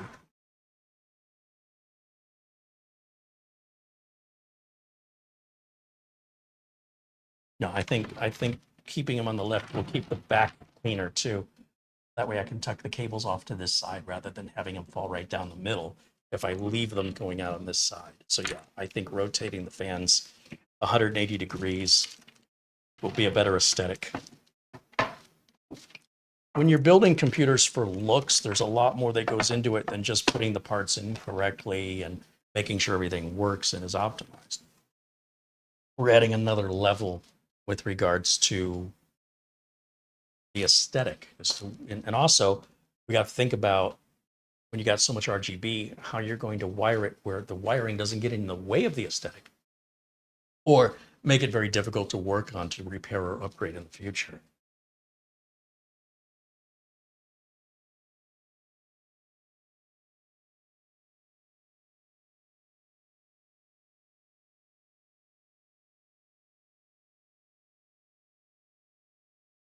Mortant says, good evening, Carey and everyone in the chat. I'm late to the party. Hey, welcome in, Mortant. Peter says, rain radar in the Netherlands is a weather program and they're always wrong. I sometimes think of looking out the window works better. Arizona and California, you know, Nevada, the weather's always sunny and warm. Weathermen out here have the easiest job in the world. Let me go check something really quick before I switch this around. I think I heard a delivery and I just want to go verify. I'll be right back.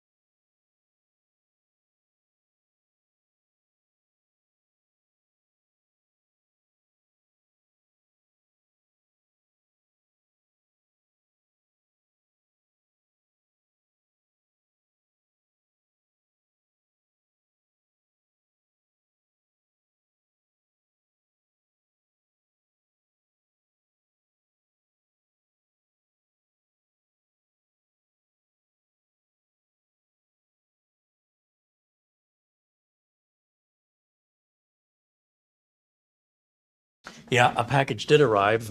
When I looked earlier, because I thought I heard something, I guess the mailman was wanting me to be on a scavenger hunt. But I found it. Give me just a second as I confirm what it is.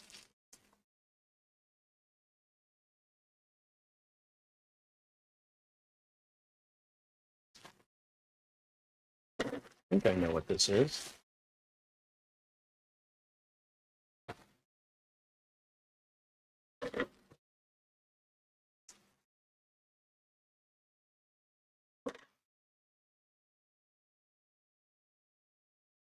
Wow, they sure did use a lot of packing. I'll tell you. Holy cow.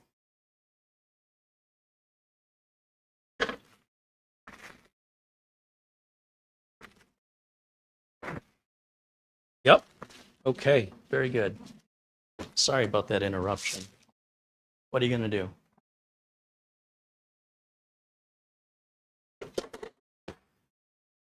Okay. Where was I? I was turning fans around. Huh?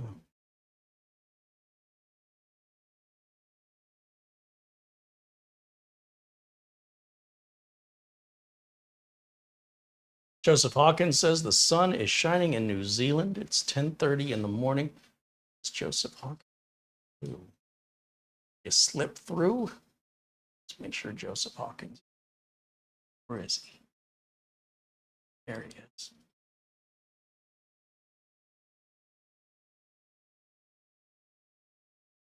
Okay. Yeah, so I'm going to turn these fans around. Super easy. Barely an inconvenience.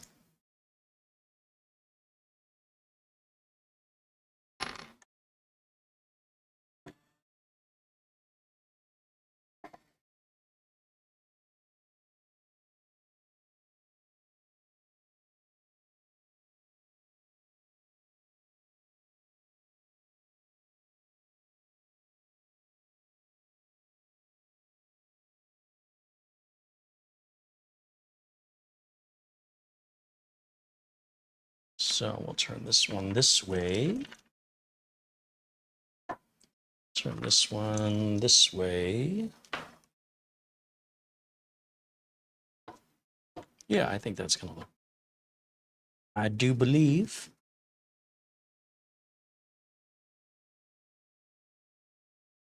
This time when I put these screws in, I'm going to run the cables behind the screw.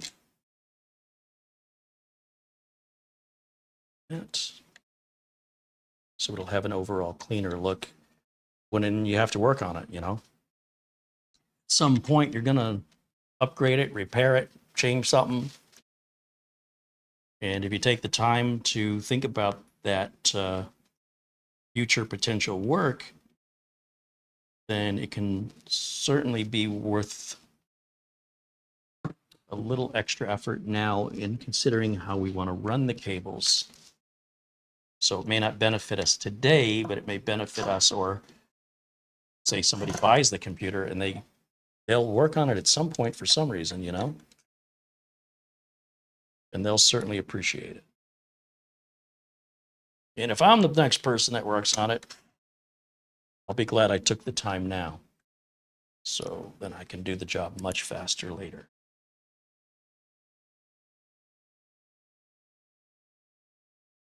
Definitely over tightening those. So I'll take these cables, run them behind this screw in this corner here. Oh yeah, that's a much better look. Much cleaner. Tidy.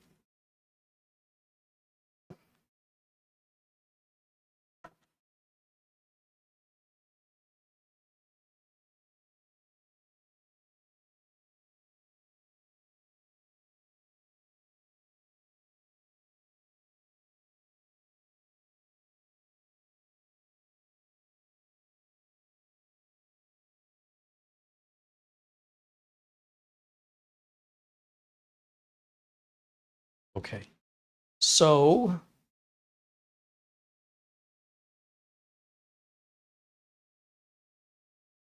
okay, so I've realized now I've made yet another mistake.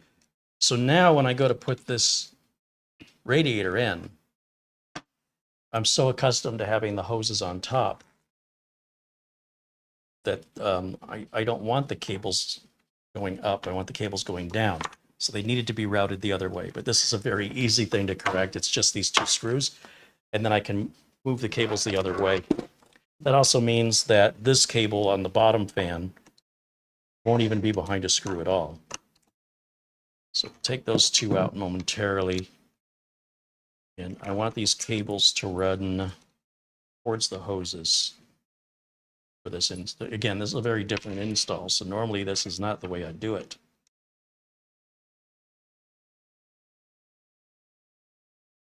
Oh, that's so much better.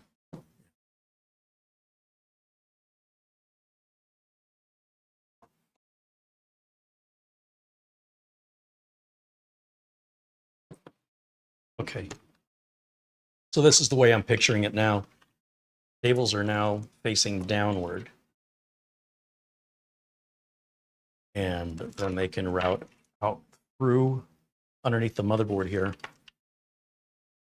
think there's going to be a gap right down here below the motherboard, and we can run those cables straight up that way. Or we may not need to run, let me think. These are just the fan cables. The block itself is going to need its own cabling, and you know, 2 wires come right out of the block. There's only so much you can do with cable management when it's right there in the center of the board. So those cables will likely route up through here, maybe. Or I could route them down through here. I don't know yet. We'll wait and see, cross that bridge when we get to it. But I'm going to check the tightness of the screws by hand. Again, I need to feel it. I can't overemphasize enough what feeling is to a human being and how it's not regarded at all when human beings in general talk about computers. Human beings almost act and behave like robots when it comes to any sort of discussion about their computer. And very little does emotion or feelings come into it. And I think that's a massive loss from people who are missing out on a whole segment of what it is to be human. I understand people might say, well, the RGB brings me joy. All right, there's some feeling there, thank goodness. But when we talk about the performance and we talk, people just start behaving like machines. It's almost like they're becoming a computer. They're using computers so often, they're thinking like one, and it's dehumanizing them. It's turning them cold. So, you know, be aware if you're doing that, because you are only harming yourself by negating and not pursuing happiness, but instead just coldly looking at numbers is a very impractical way to live life. It's very much practical for a machine. But I see it more and more and more, especially with younger people, that they seem to have no facial expression or reaction to things that happen. They're just, it's almost like they're numb. It's very bizarre. So we are human. Let's not forget that. These are machines, and these machines are here to serve us, not the other way around. People's phones make a noise, and people respond like, I don't know, like a dog, you know, or a slave. They hear the bell and they stop everything they're doing and answer to the machine. You should check your phone when you want to check it, not every time the phone makes a noise. Put that phone on Do Not Disturb. Check it every 30 seconds if you want to, but you shouldn't be letting the phone dictate to you when you should be interrupted and stop everything you're doing. That's just, I know there's times in the day that's fine, but to do that every day, all throughout the day, you've just become a slave. You've just turned yourself voluntarily into a slave to the technology. And that's never what the technology was designed for. The technology is to be your slave. It's to serve you on your terms, on your rules, on your schedule, not on its.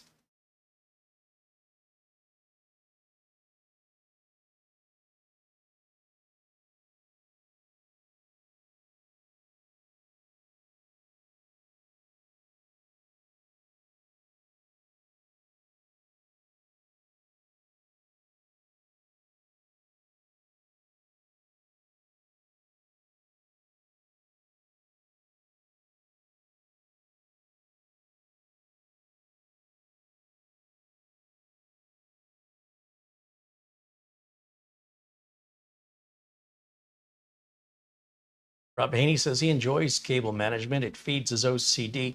You might feel differently if I give you, say, 20 computers and tell you you have 2 days to cable manage all 20. You might never want to see another cable for the rest of your life. Remember, I've been doing this job now for professionally since 1991. And after a while, some of the fun stuff isn't fun anymore. You know what I mean? It gets to be too much of it, too much. That's one of the reasons I don't like RGB. It just adds a lot more labor and it adds more support calls. For lights that have nothing to do with performance, security, or reliability, silly. But sometimes you need a little silly in your life, but not every day.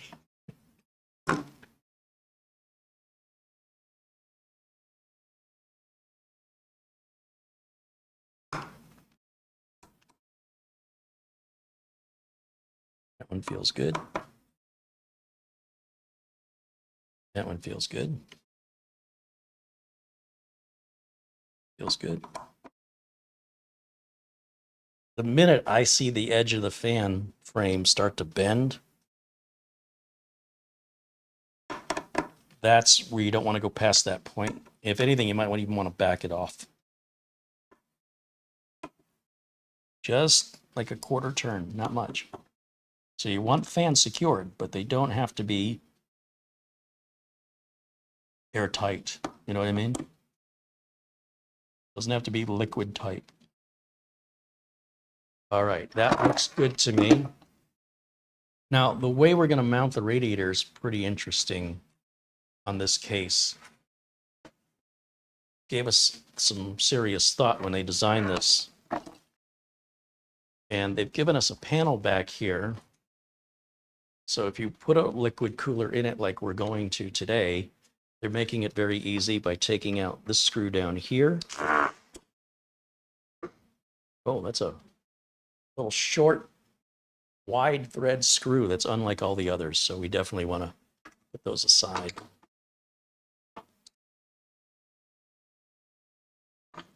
Two screws on the bottom, two screws on the top.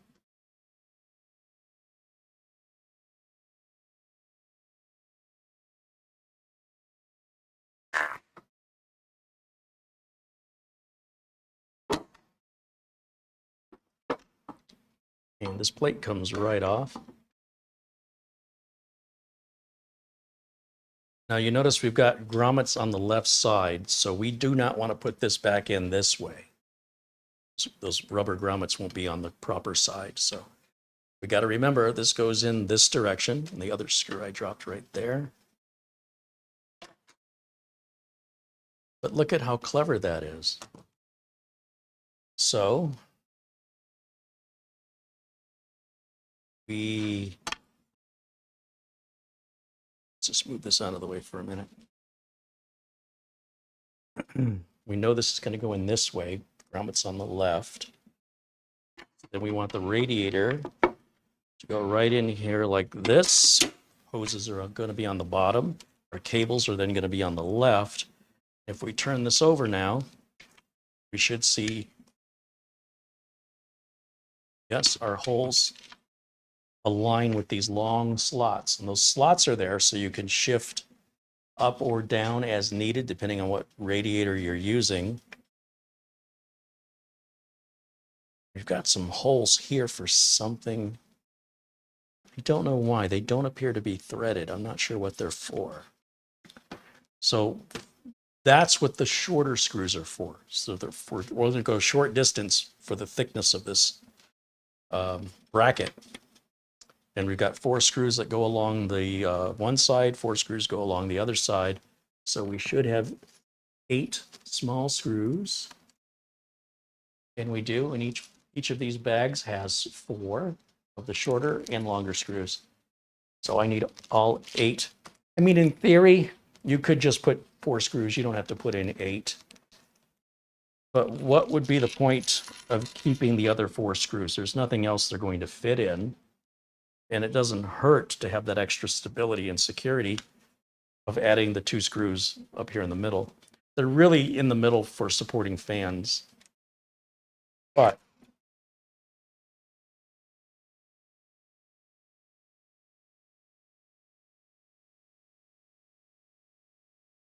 I'm going to say, let's use them all. We got them. That's what they're designed for.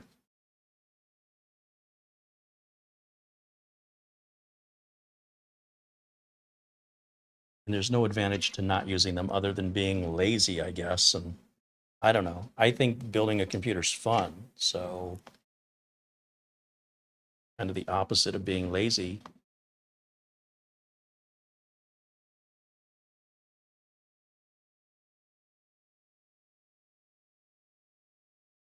And it feels like that needs to be, just loosen this a little. Oh, that's better. This was just a little too close to the edge, so it does wiggle. I'd say it's got a good 1/4 inch of movement up and down so that we can align it properly with the mounting point for the screw.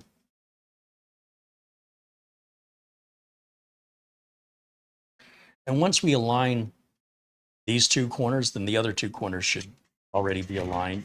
And obviously these center screws here will already be aligned. And then what I'll do, I don't need 2 bags to hold 4 screws each. So I'll take the extra fan screws and we'll keep all the fan screws together that we're not using in the one bag to simplify our life. So yeah, these long fan screws, again, for a push-pull configuration, which we wouldn't do because it's just dumb. Unless you're an extremist. And my channel is not really designed to attract extremists. I'm created the channel to help everyday ordinary people. There's a lot of tech content out there for other techs and have very little interest or understanding to regular folks. Feel like regular folks make up the majority of computer owners, and yet they do not have the majority of video subjects for them. Kind of a weird world we live in.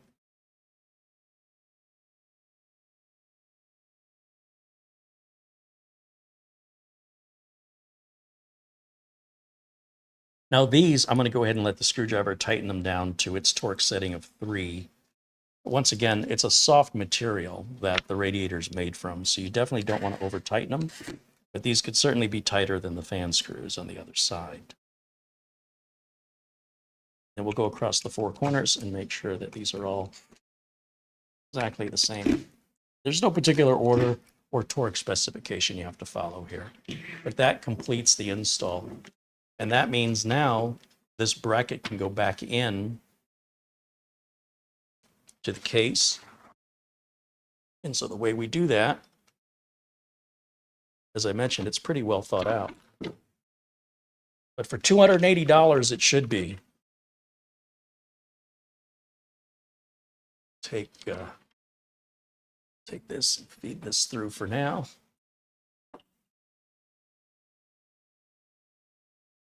So here's the thing we want to think about at this point. Do we want to go ahead and put this in now, or should we put our motherboard in first?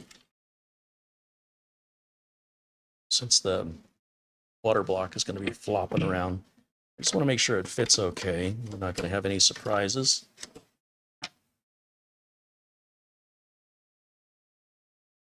That's going to go in that way.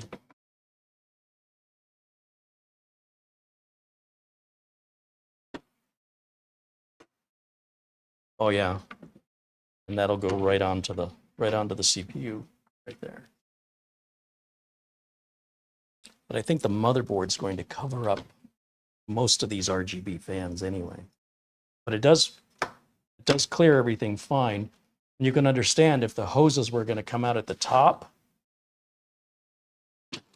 you have this motherboard tray here that might be in the way of the hoses and cause them to bend too sharply.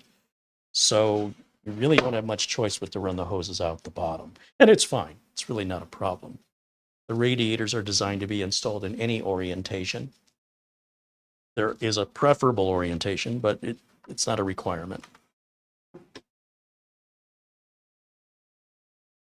So I think we're okay, and we should probably put the motherboard in before we put the radiator in, just so we don't have this heavy water block constantly bumping in our way. So let me find a place to set this down. It's kind of bulky and awkward being loose like this. And 4 screws, I don't want to lose those.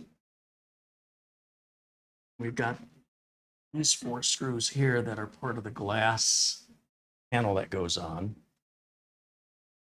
So let's see if we take this and lay it flat.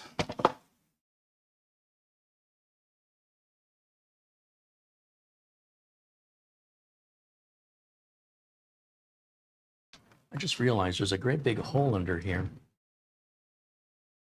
I guess does the back plate cover that up? What do I do with the back plate? I thought that was a flat piece. Oh, it's not flat. It's not flat. It's going to cover those holes. Okay. And the glass, if you didn't see yesterday's video, it's a pretty significant piece of glass that's got holes on the side that's going to secure it on each side. It's thick. It's a really nice piece of glass. I said it's a nice piece of glass. I don't know what you thought I said. All right.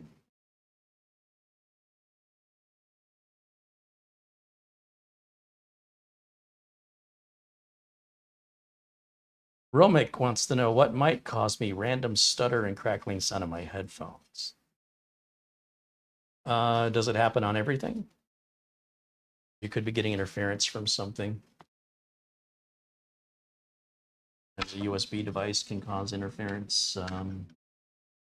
Sometimes a bad headphone cable, unless they're wireless headphones, in which case it would be potentially interference from something.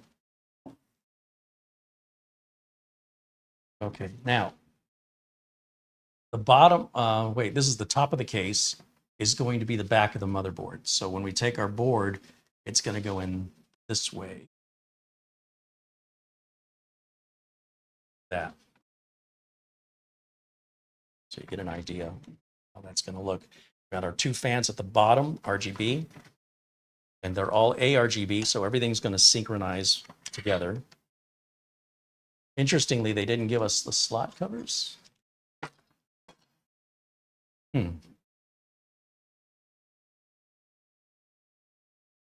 This is only going to fit a mini ATX motherboard only.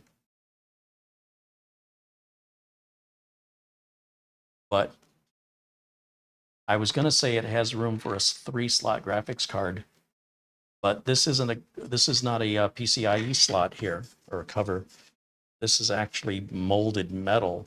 It does have the mount point on top though, so depending on the graphics card, that might be okay.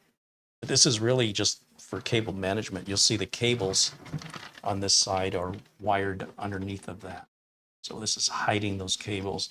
So it's really a 2-slot wide graphics card is really what it can hold. I'm just going to use the onboard graphics in it for now, but the graphics card would sit in it vertically. It's a pretty neat look without needing a vertical bracket, right? I love the idea that they put behind this. Now, nothing really aligns this board for you. You just have to align the mounting holes in the motherboard with the standoffs underneath the board. That's part of the motherboard tray. And I'm also realizing in order for us to put the water block on, I have to put the back plate on. And I think if I were to put the cooler in, it would have been in the way, potentially. I don't know yet until I mount the motherboard and bring the case up right. But this will have to go on, and we wouldn't want the cooler to go in the way. So sometimes, you know, this is easier to go ahead and put on first before you mount the motherboard into the case. I think we're going to be okay here, and we can do this after we mount. Boy, I'll tell you what, we are right next to the power supply, so I might be misjudging that. if you take a look at where the CPU, the bottom of the CPU socket is, you'll notice that on the back side of the case, the power supply is right there, right there. So it's probably going to be easier for us to put that back plate on now. And I think that the radiator would have been in the way if we would have put it in this early. So sometimes the order in which you're building has got to be considered as layers, right? And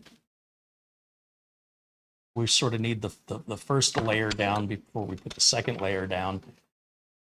Otherwise, we might have to undo our work,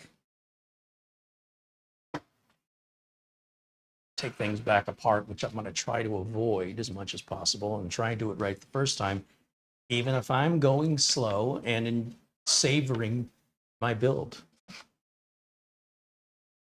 I'm savoring it. Let me get this out of the way for a minute here, because I need more bench space. Darn it.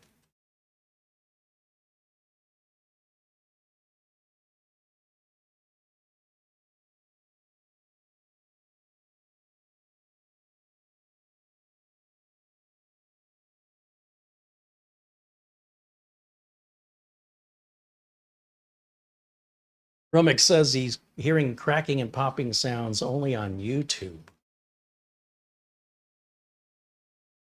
Is it a wired headphone? Or are you just listening on speakers? Does it do it on speakers as well, or headphones only?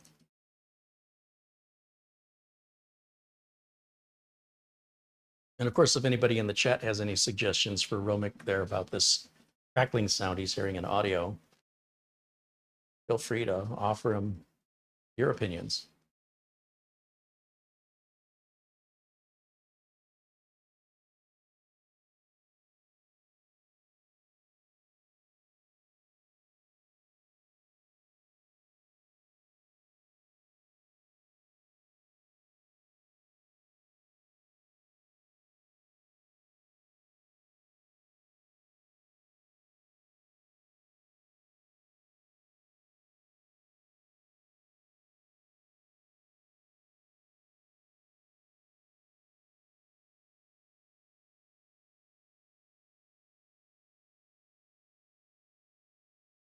I'm looking at my phone, looking at me, looking at my phone.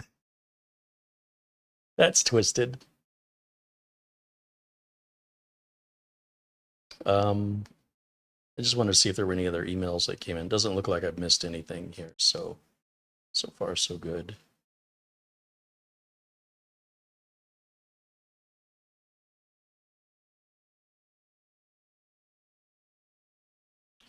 All right. So I'm going to take the heatsink off of here, and we're going to clean up the CPU, and we're going to put this back plate on. And then we can put the motherboard in, and then the cooler, and then wire it up.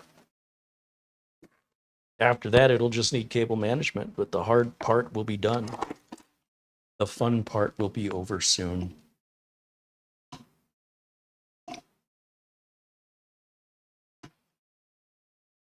Give each one of these little plastic towers a quarter turn counterclockwise. That puts them in the loosen or unlock position, and then you can lift up on them. Kind of difficult with that RAM right there. Which one of these up?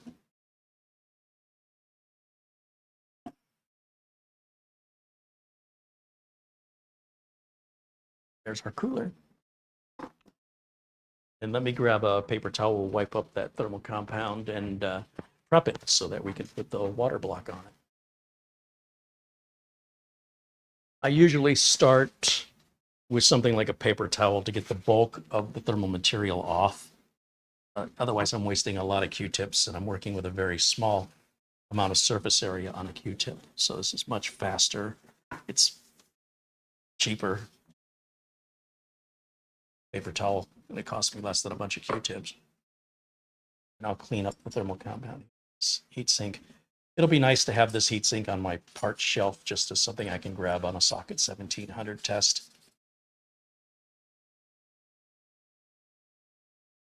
And then now we can use the Q-tip in isopropyl alcohol. I want to use as close to 100% alcohol as I can so that I'm not leaving behind any residue, because the residue could impede the effectiveness of the thermal material. Probably not by much, though, to be honest. But it's so easy and it's so inexpensive to clean it. Why not just clean it? And that way we're going to get the best performance out of the cooler that's possible, even though we really don't even need it on this level of CPU at all. Why not? And if you're going to do something, do it right. Don't take shortcuts.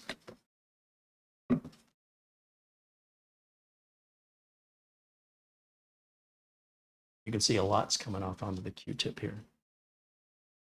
I'm using 99% rubbing alcohol, and you don't want to use 99% rubbing alcohol on a wound. That can actually be bad for you. So you'll notice if you go to buy rubbing alcohol at the store, it will tell you somewhere on the bottle what percentage of alcohol it is.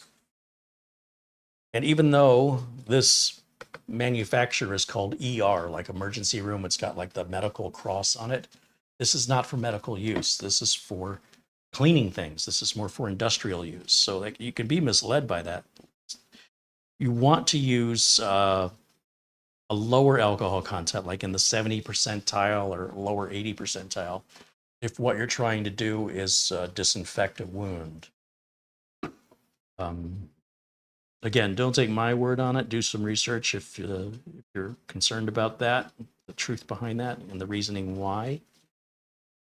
But generally speaking, anything used for medical purpose should be a lower alcohol content. And then anything used for electronics, cleaning, industrial use should be a higher alcohol content.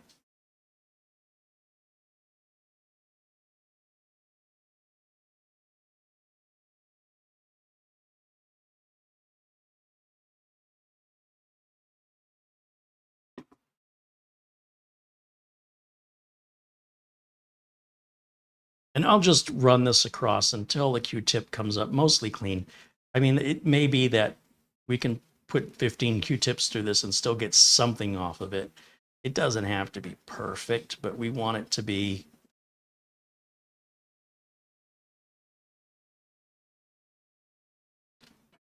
visually, to the naked eye, look clean. So I'm still pulling up some stuff. I'll do one more run, and even that's probably overdoing it, to be honest. You don't have to dry it off. The rubbing alcohol at the higher alcohol content is going to evaporate on its own much, much faster than a lower alcohol content as well. And again, won't leave behind the residue that a lower alcohol content would leave behind. Yeah, that's coming up pretty clean. And then I'll just give this a wipe. This one I'm not too worried about because it's just going to sit on a shelf.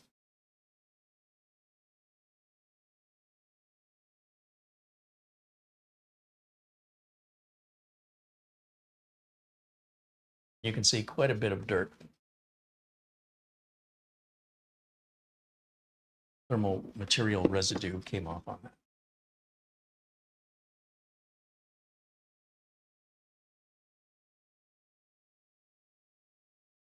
And then the other thing I always do when I take these heat sinks off is I rotate the towers back so they're in the lock position. So the next time I want to use it, all I have to do is push down on the towers exactly the way I did, the way it came out of the box the first time I installed it. So I'm going to go ahead and put this on the shelf right now because that's where it's going to go. It's just wasting space on our bench where space is a premium. Just put it over here with the rest of my half dozen Intel stock coolers of varying socket types. Now I have a socket 1700. Okay, now the bracket is going to go in either this way or this way. And I don't think it matters. I think either way is going to be fine. You'll notice the bracket has cutouts in a groove in it so that it can be installed in either orientation. So you notice that little dip right there? that's for the screw at the bottom of some sockets. This particular socket has screws holding it down in all four corners, and that's why the four corners are cut out. So with this particular bracket from this manufacturer, it can go in either orientation. So with that down, set that down. Let's see what the owner's manual says here with regards to, I think we're going to need these LGA 1700 plastic standoffs. I'll bet you those go on next.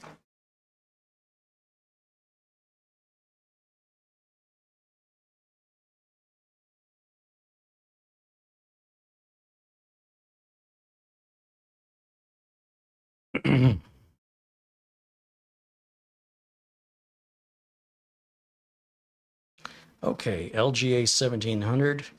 Yes. These standoffs go on next, followed by the water block and then the thumb screws. So in this bag, we've got a bunch of screws we're not going to use and a bunch of spacers we're not going to use. We're going to use these spacers instead. These are for socket 1700. So the only thing I need out of this bag for this build are just these thumb screws. 1, 2, 3. There better be a fourth one. There it is, 4. These standoffs are for like socket 2011 Intel. And what else? There's 2 different sets here.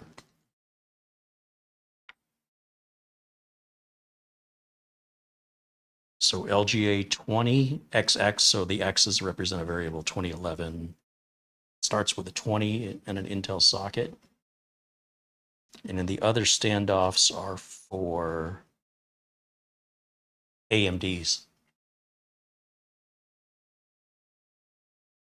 The AMD ones have the little washers on the bottom. And since we're not building AMD, we're not building a Xeon, we don't need these parts.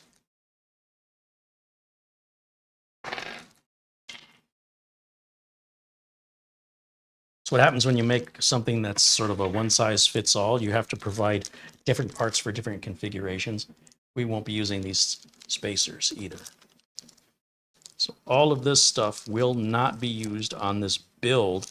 I usually include this little bag of extras in case the customer wants to take the cooler out and use it in a different build and replace the cooler with something else. And as long as they have the parts, then they can swap it to their AMD, for example, without having to buy a new cooler. I swear I heard something drop over here.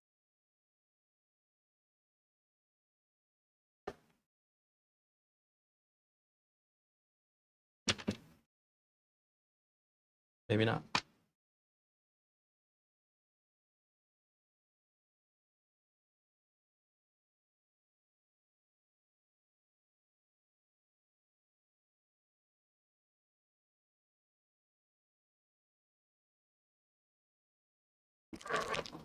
So I need the spacers.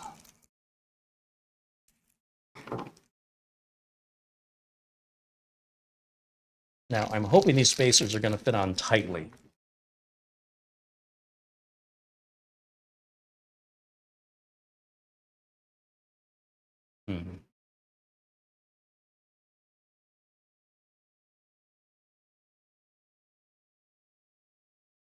They do.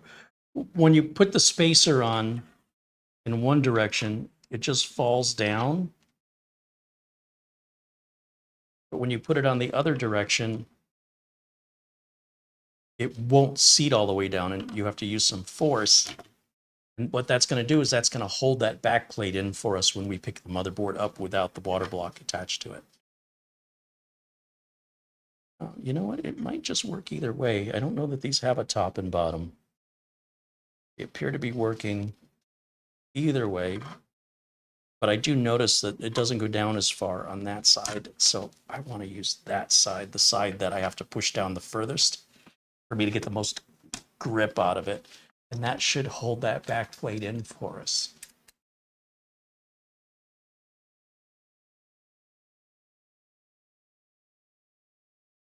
Push them down a little further, and that should remove that wiggle. Now remember, when we put the block on, we're going to use these thumb screws. They're going to go on top. We're going to tighten those down, and that's going to push that back plate, sandwich the motherboard in between the block and the back plate, make a nice firm fitting so that the heat transfer is as effective as possible, pulling off that internal heat shield of the CPU onto the surface of the bottom of that water block.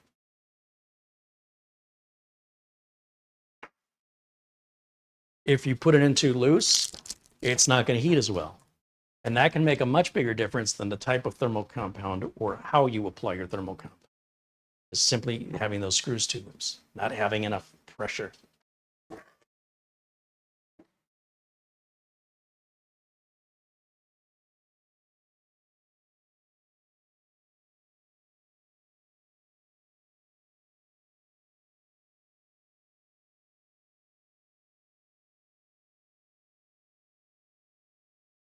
Allerton Bowser says, I use a coffee filter to clean off thermal paste because it does not leave any fibers behind. I also use Arctic Silver thermal paste to two-part cleaning solutions. So this is what I would call this. It's like an unhealthy obsession of spending money that doesn't need to be spent for stuff that doesn't really matter or make any difference. It's okay that you want to do that, but there's no fibers being left behind off a Q-tip. That's bizarre. Furthermore, if there were, there would be so insignificant it would not impact our cooling by any measurable difference. No measurable difference at all. The cleaning solution will make no measurable difference in your cooling unless you're using something that's leaving behind a residue, and even then it's going to be very minimal. Now, if you're dealing with overclocking or experimental equipment, research and development, that's a different ballgame. This is all consumer grade level stuff, folks. You don't have to have an operating room. This stuff is designed for consumers, so it's very tolerant. It's not, you don't have to be that precise and that specific with consumer grade equipment. You can be if you want to, but the difference is that will make would be almost impossible to measure any difference whatsoever in cooling or performance. It's all in your mind. And if you're convincing yourself that that's worth the time and the money, well, don't let me get in your way. But for everybody else out there, that level is really for modders, experimenters, researchers. It's not for your average ordinary user. That's way overkill. Does it hurt anything? Hurts the wallet, I suppose. But again, if that's what you want to do and that's how you want to spend your time, that's fine. Don't rule against it. I'm wondering what these little plastic insulators are for.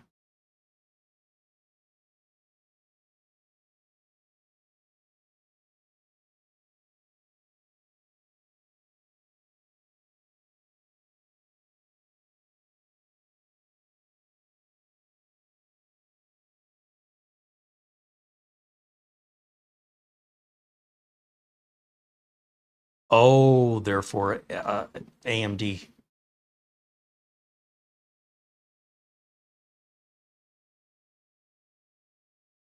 This would cushion the motherboard if you're going down into an AMD socket, so the standoff isn't bumping up against the motherboard. It would go against this little insulator. So we're not going to use these. I'm building an AMD, but the customer can have that. I was just kind of curious. That was kind of weird.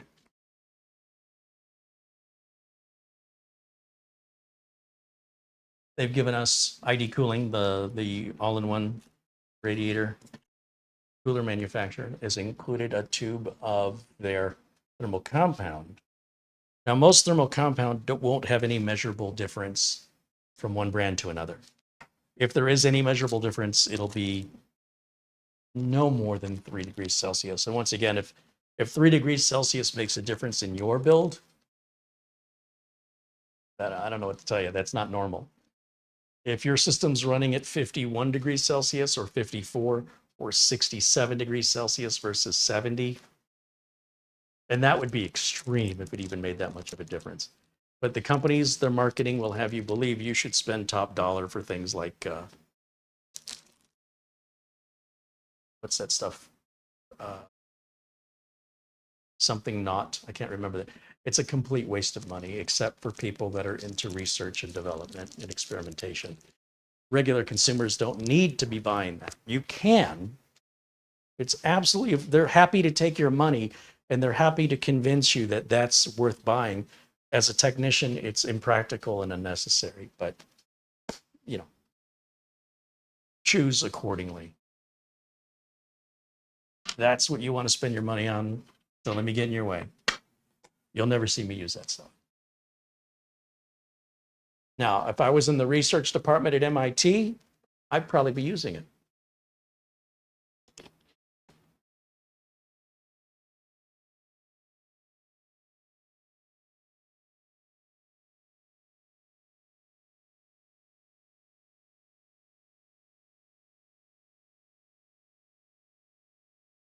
Now I think I can put the motherboard into the case and then the radiator into the case. So it's all starting to come together. We're getting there, slowly but surely.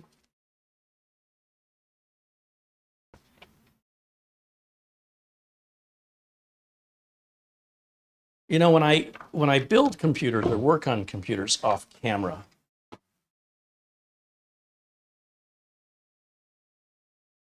I don't deal with anybody judging the time that I use to do what I need to do.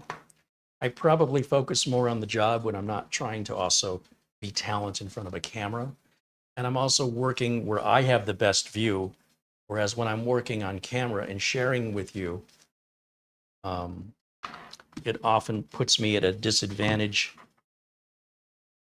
for the angle I have to work at. So do keep in mind that the videos, when I do these videos, especially like today, it's a weekend, I'm not going to bust my butt. You know, I enjoy the interaction.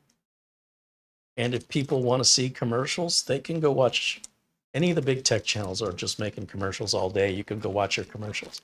If you want to be part of the community and hang out with us, the build is kind of the secondary function of the video. The primary function is the interaction. So if you're one of those people that's like, oh, get on with it already, yeah, this isn't the right community for you, man. We're getting to know each other and we enjoy each other's company. If you're just here for the business of it, when you want to pay me for that, then I'm sure that that would be a fair expectation. So I get a little sick of that stuff. People want to, when they don't get it, it's like they're shouting from the rooftop, I don't get this. Okay, it's not for everybody. Bye. So hopefully everybody who's here enjoys the hangout. And the work is just an excuse to hang out. That's all it is. No pressure. All right, let's try this again.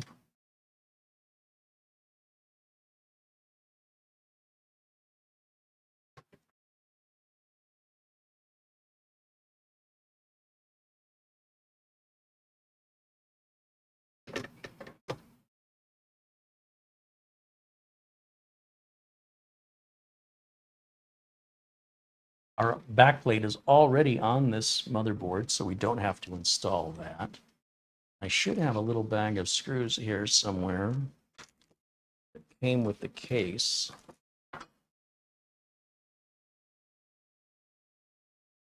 Nope. Nope.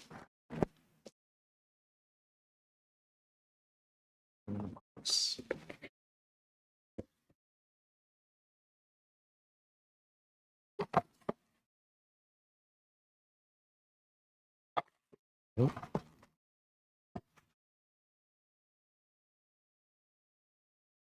Well, I do think I want to put these little rubber insulators with the cooler parts, just so I'll have a clue 2 years from now when I'm looking at this Looking at these parts going, what did these go to? What did I do with the screws for the hardware? Using those can go in the box.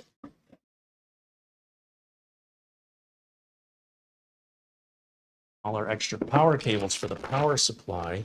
I'm going to set those over here because, again, bench space is too small for me to having all this clutter. And that's a back plate to convert the small form factor power supply to a full ATX power supply so it can be used in a full or a mid tower. We'll never use this, but I'll hold on to it because probably will work with to convert any small form factor or SFF power supply to a full size. I mean, I don't know why you'd want to, but nice to have options, I guess. So these are the two cables we've taken out we're going to need. That's our power cable. The power cable, we're going to go ahead and put that in the box. I'm going to use my own power cable, and that will go to the customer, whoever that turns out to be. We got zip ties, Velcro ties. Oh, and this is the AMD bracket for the liquid cooler. We're not using that. That can go in there. And then we've got our RGB splitter and our fan power splitter. We've got a thermal compound. Got everything but the case screws. What do you do with those? I'd have to watch yesterday's video to see what I did with them.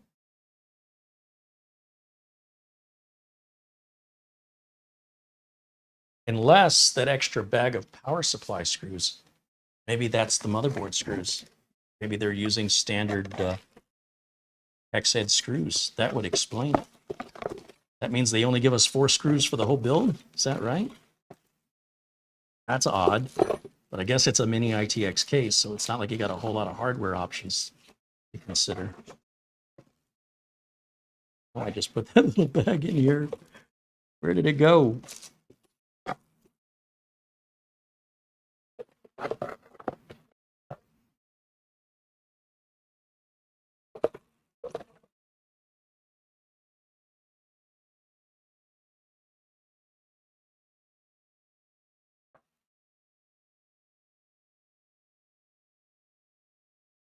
Did I put them in the drawer? Put them in the drawer. I thought those were spare power supply screws. Yeah, I put them in the drawer. Okay. I think maybe standard base screws, you know, computer screws, which normally are not used on motherboards, but not like there's any reason why you couldn't. It's just not typically done. Let me see. I don't want to use the electric driver because of these cross thread. That would not be good.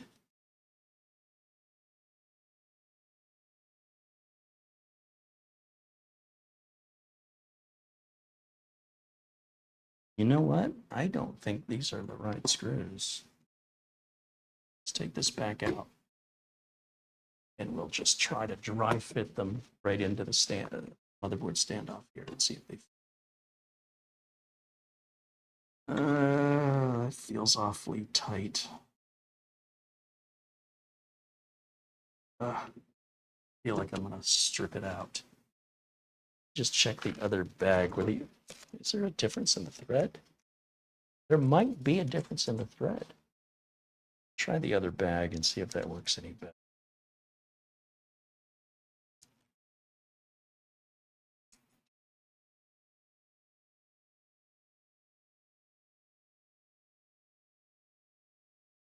Oh gosh, that's tight. Doesn't feel right. I gotta emphasize once again how something feels. And the electric driver, it sort of mutes the feeling of the threads. So I only use it when I'm confident I've got the right screw and it's going to go in straight. It's very easy to cross thread using an electric driver. It's always safe to use an electric driver for unscrewing screws. So now my question is which screws do we use here? And what happened? What happened? Did we not get screws for this?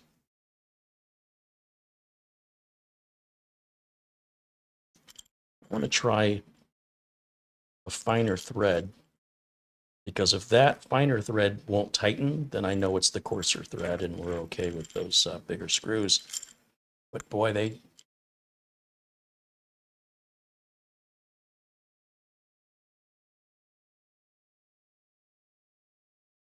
get me a little worried because of how tight they start to become when they're about halfway through.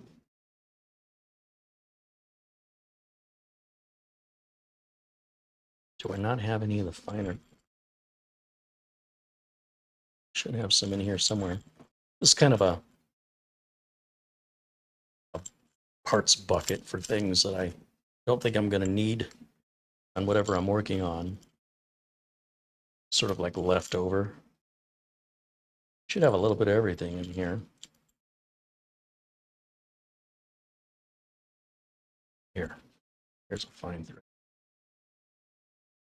Nope. Come on now.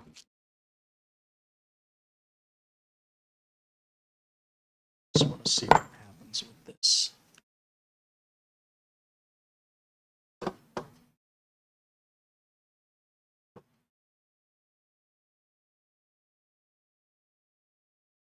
That does tighten. Okay, that means that there should be another bag of screws. That's what that tells me. It appears that it is a finer thread. Now, I could just use these. I don't have to use the ones that come with the case, but where are they? Is that tighten?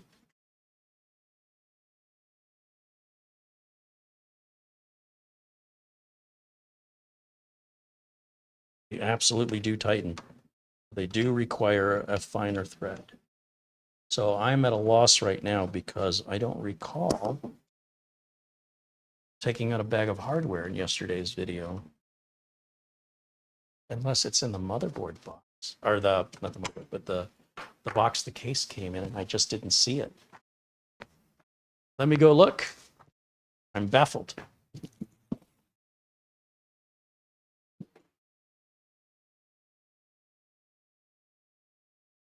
Oh, you know what? I hear something in here. So this is the box the case shipped in, and I just took the case out. And it sounds like I left something in here in the box.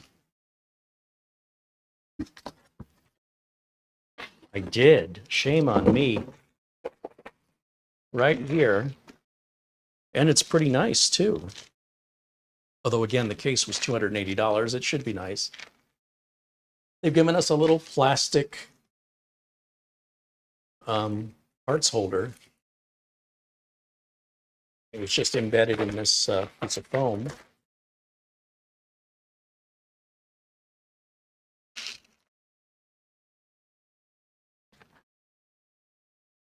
Silly me. Looks like there was also some instructions. Are these instructions or are these stickers? Oh, we have instructions and stickers. We have both. Oh, that's not a sticker. That just says quality control passed. Then we have our instructions.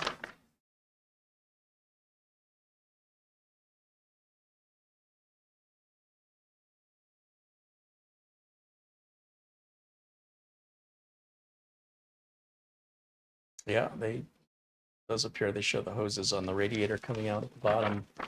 Is how they recommend you do it too. Thought it was odd I didn't have any instructions. I had them the whole time. Just left them in the box.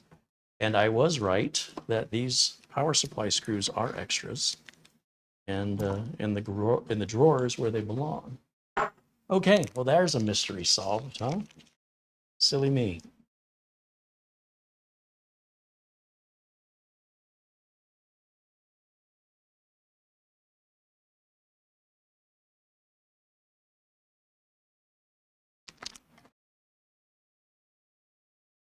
I already put the other one away.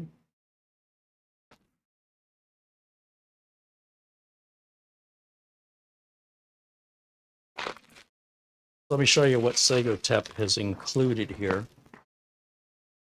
We have a little plastic parts container, which, as you can tell from the other side, is included some nylon zip ties. It looks like there's some felt stick-on feet so you don't scratch whatever you're going to set this computer on if it slides around.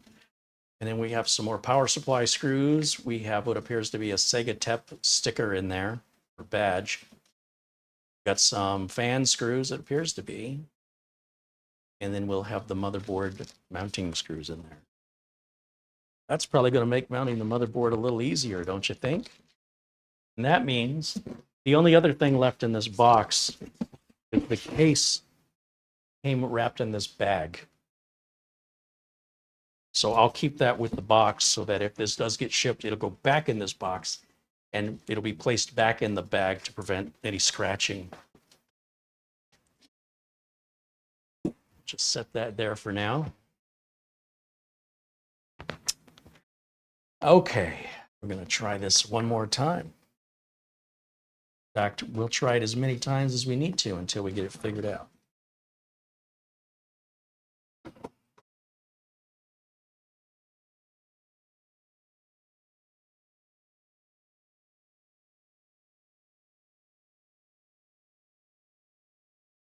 Okay, now when I open this up, oh, we have some more dividers if we want to make a little more, some more compartments in here. Well, these aren't felt, these are rubber, just little rubber stick-on feet that to go, I guess, on the bottom somewhere. We have a, this look bigger in the box. We have a little tiny Sego Go Faster sticker. Some double-sided sticky tape, and then you can place that anywhere on the case that you want to put it, or don't put it on at all if you don't want to. And then motherboard screws. Oh, I see. Okay. So we have these really tiny flathead screws. And why they're using flathead screws on the motherboard mount, I don't understand. However, they're the only fine thread screw in here. They've given us 6 of the regular hex head screws, 3 of these real short screws that are basically for that back plane that we're going to use, you know, that the liquid cooler's mounted to. I guess those are spares. Then we have what appear to be motherboard mounting screws, or 3.5-inch drive mounting screws that are the coarse thread, which I would guess these were actually for mounting the board. And they give us 1, 2, 3, 4, 5, 6, 7, 8, 9 of those. That's an odd number. They've given us 9 of these, and 1, 2, 3, 4, 5, 6, 7, 8, 9 of the shallower fine thread. So my guess is we need to use the fine threaded ones. Sometimes you can tell, you know, the motherboard's going to need 4 screws, and they might include just 4 screws for the motherboard for that reason. Let me just see if these will tighten. Yeah, it's definitely a fine thread. That's really bizarre that they're using a flush-headed screw for that. Huh. Okay, well, you know, look, that's what it wants. That's what I'll give it.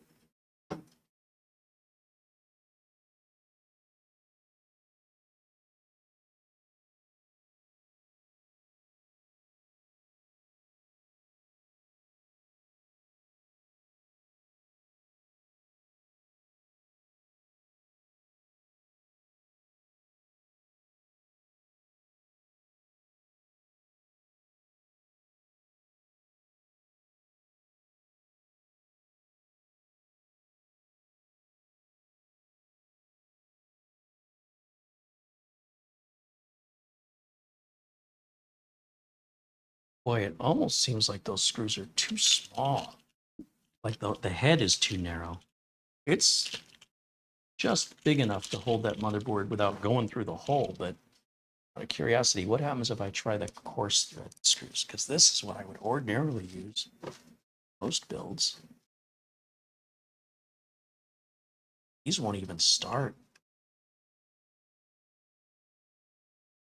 Huh.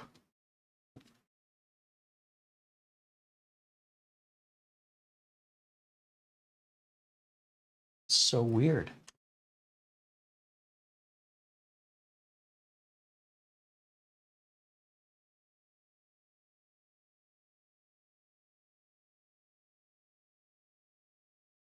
I really don't feel like those should be the screws we use. It should be these coarser ones.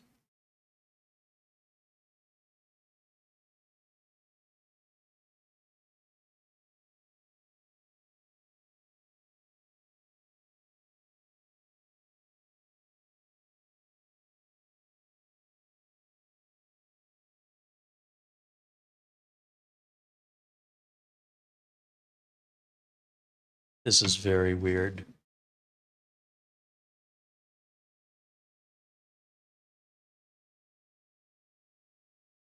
It's got to be these coarse ones. I just can't believe that tightened down. Usually, if something needs a coarse thread, then a fine thread will never tighten. It'll just be loose. But these might be going in on a bit of an angle, and that may be why they're tightening. You normally can't use one or the other. And in this case, they appear to be working equally well, which is kind of freaking me out. It's a completely different thread type.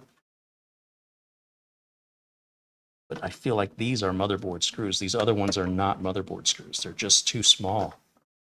They'll do the job. Don't get me wrong. They'll get it done, but you feel right. And we're going to go off. It's going to be the theme today is how it feels. It just feels wrong.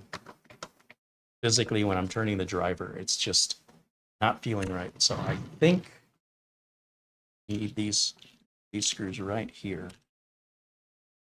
These are typically used on motherboards. I guess Segotep is not reinventing the wheel here. What does the instruction manual say? Probably going to confirm what I just figured out.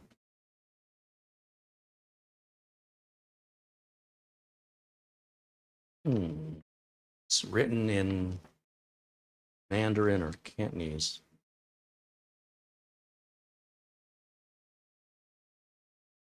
Okay, so they give us more of the other screws because there is a spot for 2 solid state drives to go.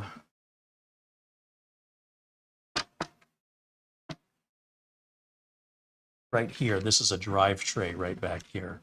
So you can stack 2 2.5-inch drives right there. That's usually what the fine threaded screws are used for.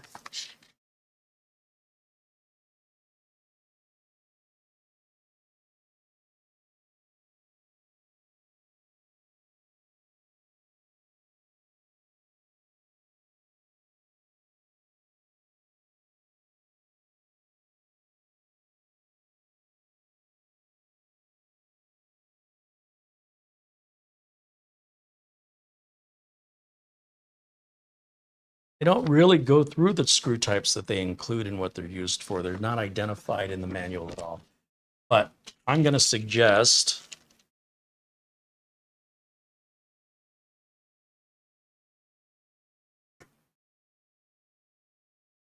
I'll bring it up to the camera so you can see it close up.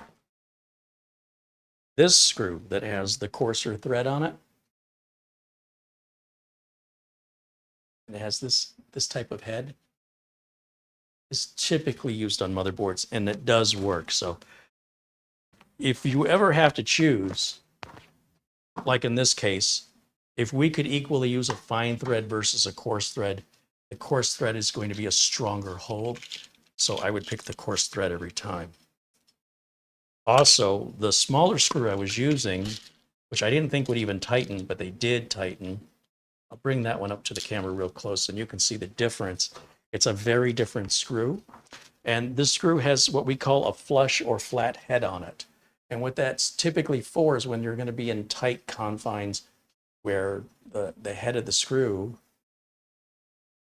wants to be flush against the surface, because if it sticks out, it might prevent something else from fitting in if it hits the screw before the other piece fits flush. So these are typically pretty important for where they're needed. So for those two reasons, I would save these for something where the fitment is a requirement, where the head of the screw would get in the way. And I would use the coarser thread because they're a stronger screw.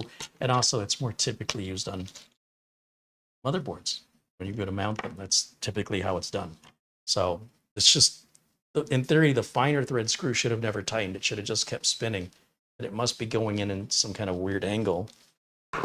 And as you can see with the motherboard installed, you can get a better idea from the back how that back plate sits partially behind the power supply, which would make it difficult to put the back plate in without taking the power supply out if we mounted the motherboard first. So the order in which we're building is pretty important on this case.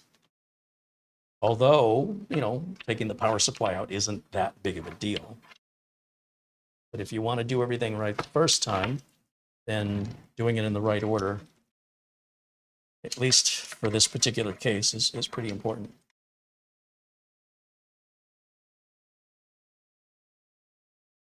Now, I'm going to go ahead and remove all the wire ties that are coming off of these two bottom fans, because those cables are going to be very well hidden when they're kept that short when we put the radiator in. And I'm going to have trouble accessing them. So now I want these cables extended, and we're going to run all of our cable management as much as possible back here somewhere where nobody can see it. We want to make sure our vision through here is going to be aesthetically pleasing. So we want to see as few cables as possible. So I'm going to go ahead and remove all these wire ties and extend all of these cables.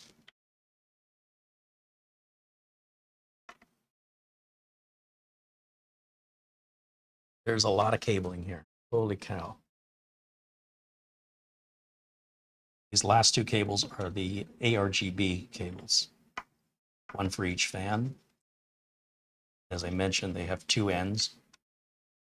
Take an RGB connector and they give an RGB connector. So one fan's RGB header will plug into the others, and then into another fan on the radiator, that fan into another one, or into a splitter. Also, the water block will have an ARGB header, and of course our Lightsaber SSD will have one as well. So now that these cables are a lot longer, they shouldn't be difficult for me to reach later on when we get to that part.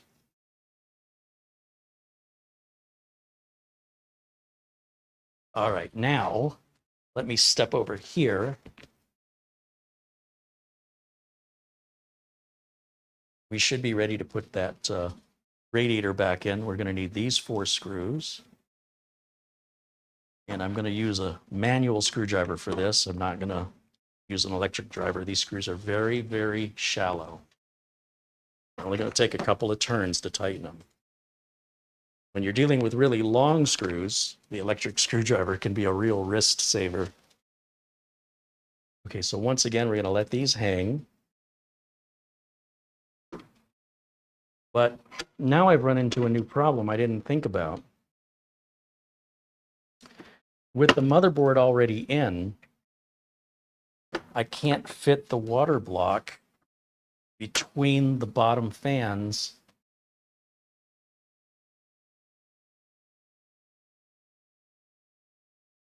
and the bottom of the motherboard. Well, there's a catch, if I ever saw one. Okay. I guess when I talked about doing it right the first time, that was theoretical. The idiosyncrasies of a new case that I've never worked with before becoming apparent. Let's see. Sometimes this whole bottom panel can come off too. That may be an... Oh no, that's all part of the back tray. So we'll have to take the motherboard back out, but it's only 4 screws. Then mount the radiator and then mount the motherboard. So this is very much one of those computer cases where you want to do things in a specific order. This is very common on mini ITX cases because you're dealing in such tight confines.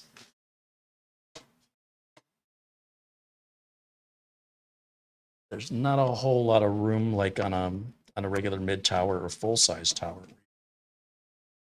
Just a lot more space to work in.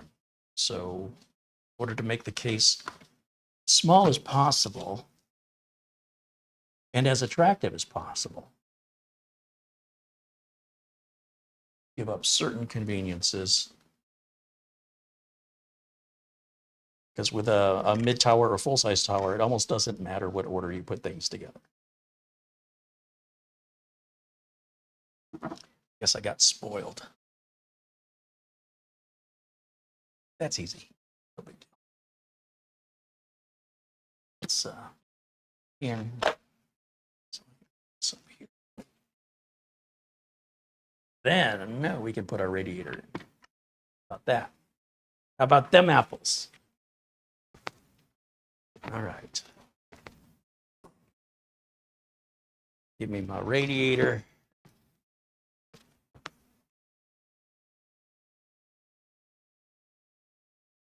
Gonna feed this in. That's a lot easier, isn't it?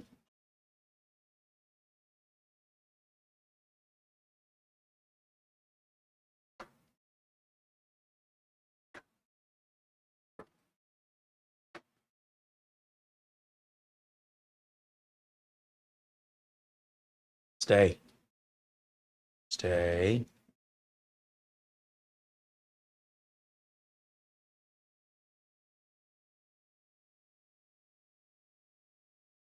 See, the problem with edited videos and montage videos that show like a speed up build, like if you're just watching a build for the artistry of it, like a music video, that's one thing. But if you're watching for an education, it's not really providing you with much information in that regard.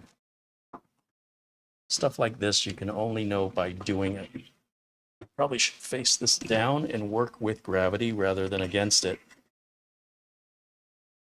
Make our life a little bit easier. Oh, see, I've trapped some cables under there. That could be a problem. Why are they trapped? Get over there. Yeah, that's going to make a big difference in how easily that fits. Looky there. Now this radiator is sitting too far up, so I can't get this bracket to align with the holes. And that's why these slots, or these screws are fitting through slots. And what I need to do is loosen these. And so I can slide the radiator. It needs to go further down, which I couldn't have known until I go to mount this.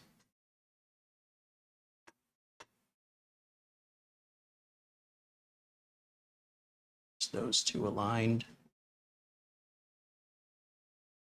Just those two. What's getting in the way? These cables are getting in our... This is going to be so close to the edge that we want to make sure these cables are on the other side of the radiator now before we tighten it, or we're going to be back in a situation where we have to take this back out again because our tolerances are extremely tight here. And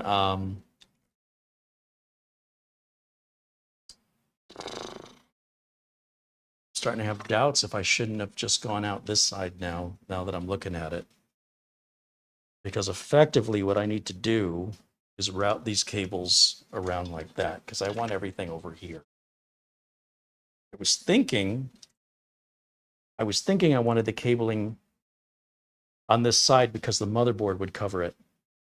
But now I'm realizing that the cables could get in the way of the fans if I'm going that way. If I have to cross over the fans, it might be better that these cables came out on this side, except that that's going to kind of put them in interference with the cabling on the power supply.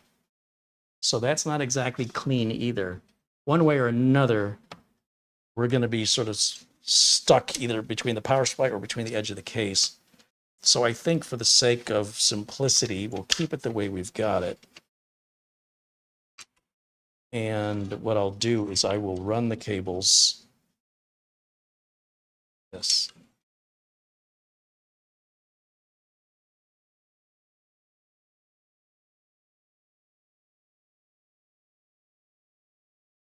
But here's the thing, if I'm going to do that, I could route the cables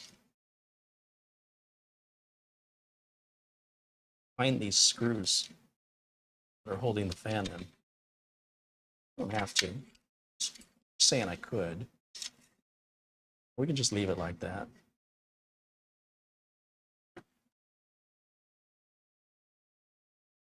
Get like I want to do.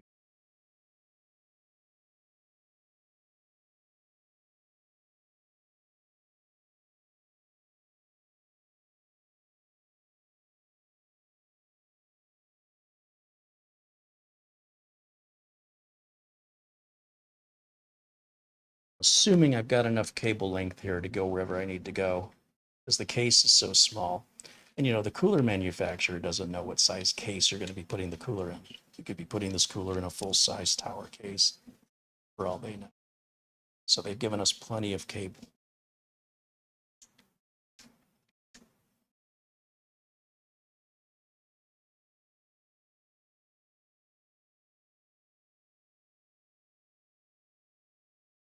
Just feel like routing the cables behind the screw here will make for a cleaner install and will make it easier if you ever have to take this radiator out.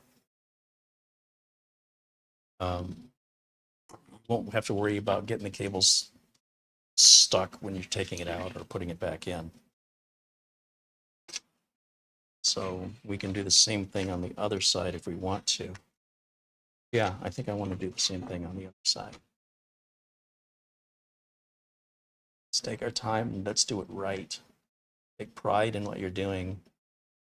No matter how many times you have to take it apart and put it back together. This very much shorten our cable length. Very much shortens it. Decisions. What do I want to do here? Well, the fans are going to get powered from the power supply, I think.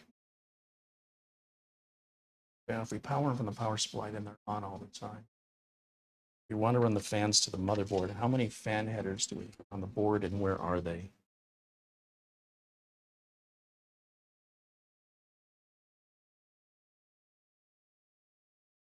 Got 1, 2, 3 across the top. And that's it. So the only 3, and we're going to use 1 for the block, run the pump. I suppose the other 2 could run the fans. And those are going to be top. It's going to reach.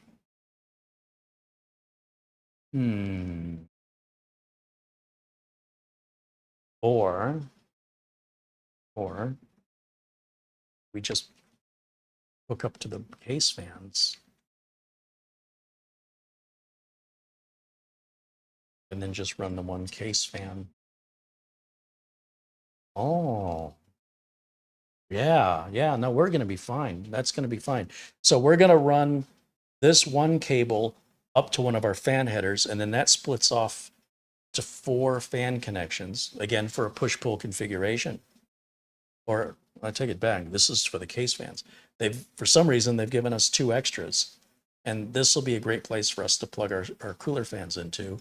And then all the fans will run at the same speed. So when the CPU gets hot, all 4 fans, the 2 fans on the radiator, the 2 fans on the case should all spin up equally. Alternately, you know, if we wanted to plug these fans directly onto the motherboard, but then we wouldn't have any header left to plug in our case fans. So we almost don't have a choice here. Decisions kind of being made for us because, again, the unique design of the case, we're dealing with a mini ITX motherboard, which isn't going to have as many connectors as a full-size board. And the convenience or the inconvenience or limitations are what enable us to have such a unique design and aesthetic.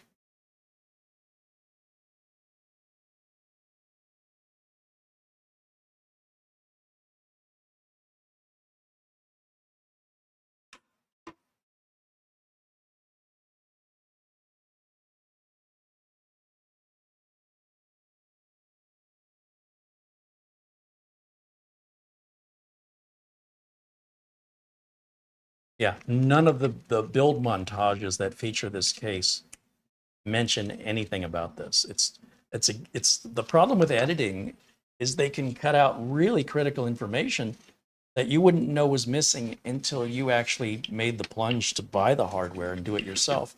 And you'd say, well, now wait a minute. I didn't know I was going to have this limitation. Yeah, because they didn't show it to you. Ignorance is bliss, right? You can fill in your imagination with whatever they didn't show in the edit and believe anything you want to, see what you want to see, I suppose. And it's not that it's a bad thing to have the limitation. It's just kind of a consequence of going for a certain aesthetic.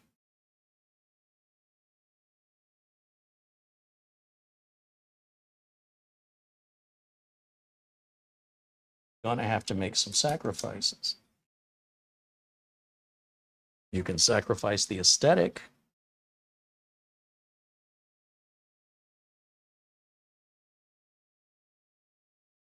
To go with a more standard build. But where's the uniqueness in that? Okay.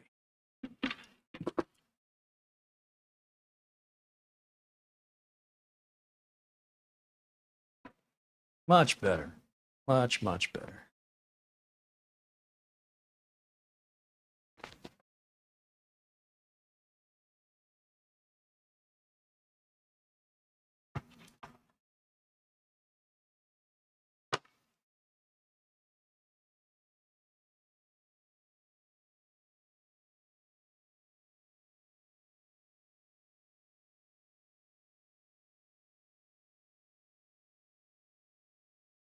Lots of cables. This will give you an idea what that looks like installed. Of course, from the back.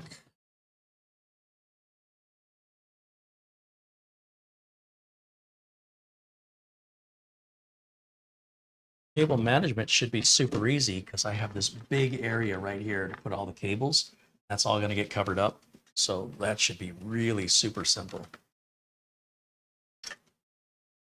Now, with regards to these cables for the water cooler, I'm going to run those out back. And then our pump, they've got the pump plugged in to what?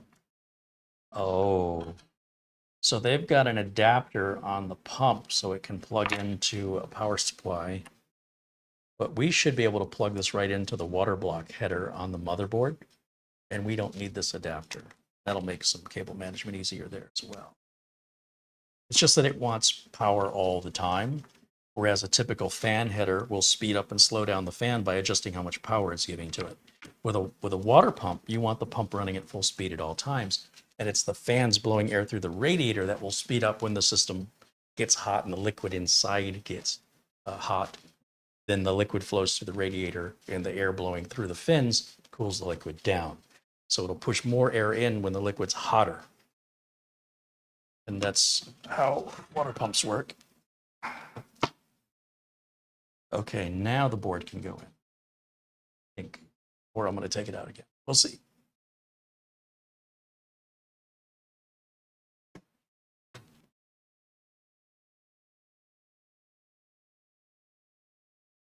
It's good.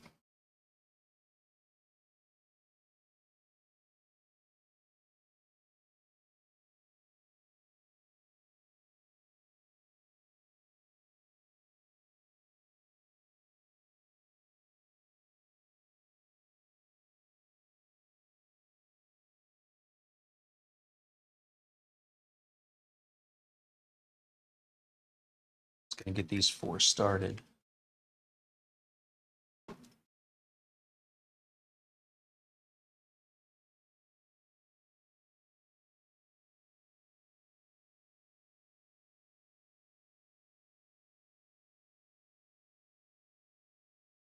Needed to get pushed in this direction for the holes to align.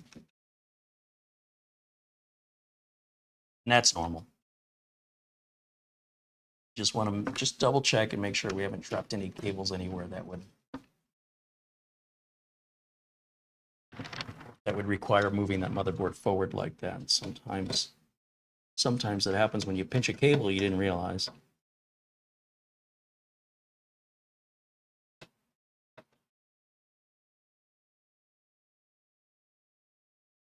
Okay, so here's where we're standing at this point.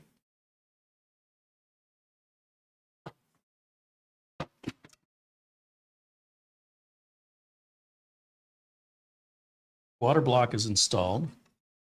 You can see how these cables keep getting trapped under the case and such. But it's just a consequence of, you know, temporarily doing the build here. We get some stuff that's in the way. So there's our sort of final assembly to consider. We have our front port motherboard umbilicals. We have all the case fans and fan RGB, block RGB, and the Lightsaber RGB that all have to get hooked up. We have the block that's got to get secured onto the cooler with thermal compound being added. And then we've got the power supply cables that need to be added. Now, we've been on for about 3.5 hours today, and I think I'm going to go ahead and cut it here. And we'll pick this up maybe tomorrow and we'll finish it up, because that's probably another hour, maybe longer, depending on how much we engage back and forth in our interaction. And again, I want to enjoy this build. I don't want to rush through it. And I'm very hot and uncomfortable right now. The studio lights, after 3 hours, they really warm this room up. And I wouldn't mind getting something to eat at this point. So I think for today, we're going to stop here. Just give it a quick 360 here so you can see how we're going to leave it. And then I won't touch it until I'm back on camera, so that we can enjoy this experience together. Okay?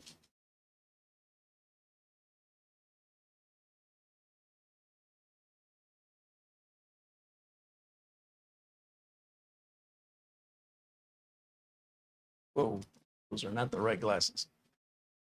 Those are like +3 magnifying reading glasses when I'm working on really fine detail, or I'm trying to read really, really small print on something. I'll grab those, but boy, they're a headache giver, let me tell you.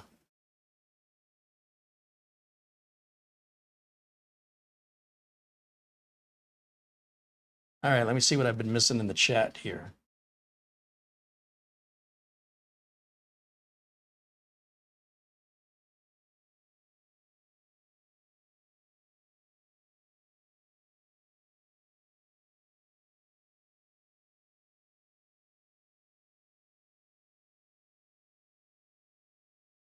Han says, I love that you take your time and chat. If you just built a PC, that would not be as interesting.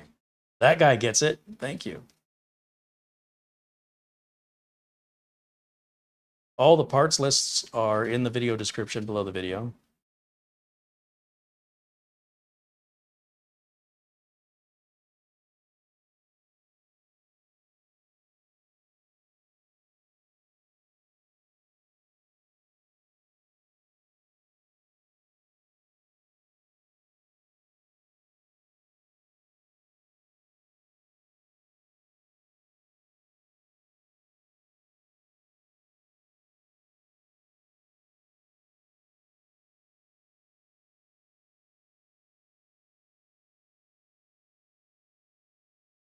So let's see if there's any questions I've missed here.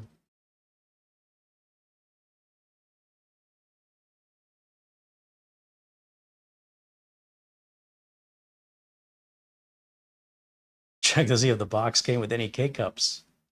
It might be. And it wouldn't surprise me.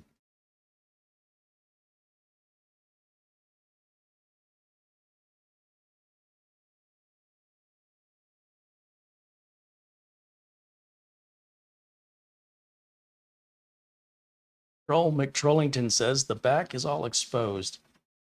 It is, because we took the cover off. When we're done with the cabling and we, like I said, we can hide the cables right in this large area right here, then we're going to put this piece back on if you missed yesterday's video, so our radiator can breathe through these holes. It's going to look beautiful. And in the front, of course, we've got this really neat curved piece of glass that goes on. So it looks like this is going to be a 3-video build based on just the intricacy of the mini ITX and the unusual design requirement, installation requirements of the design that I'm not familiar with. So obviously I want to take my time, enjoy my build. I'm going to leave those thumb screws for the water block over there next to that back panel has screws there, and the front glass has screws there. All my screws are right there. This, I think I'm going to put in the motherboard box along with the documentation and spare screws, because we shouldn't need any more of this stuff. But if I do need it, I know exactly where to go to find it this time. We're going to need a thermal compound, our power supply cables, and then we've got our ARGB splitter and power splitter, which I don't think we're going to need. I think we're going to maybe be able to use exactly what we've got here. It's nice to have extras, though.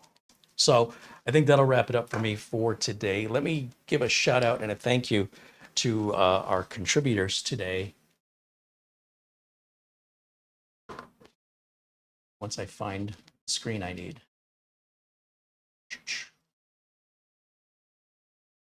Okay, thank you to Jeb. He contributed $5. He says, this is going to be gorgeous. Exactly the kind of build I will try to emulate or replicate. Downloading this one, thank you, and keep it. I guess I read that one earlier. Craig Casabona and 3D Everything and Gregory Howard, thank you. All three of you donated or contributed $20 to the channel in Super Chat.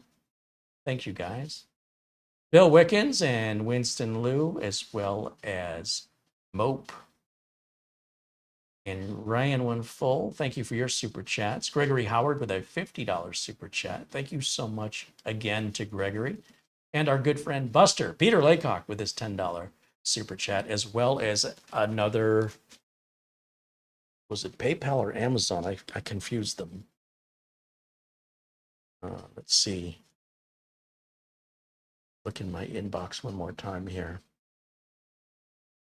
Thank you to Winston Liu for the PayPal contribution. Thank you to Bull142 for the Amazon gift card. Thank you to Gregory Howard for the PayPal contribution. Gregory's been very generous today. Thank you to Thomas Tidwell for your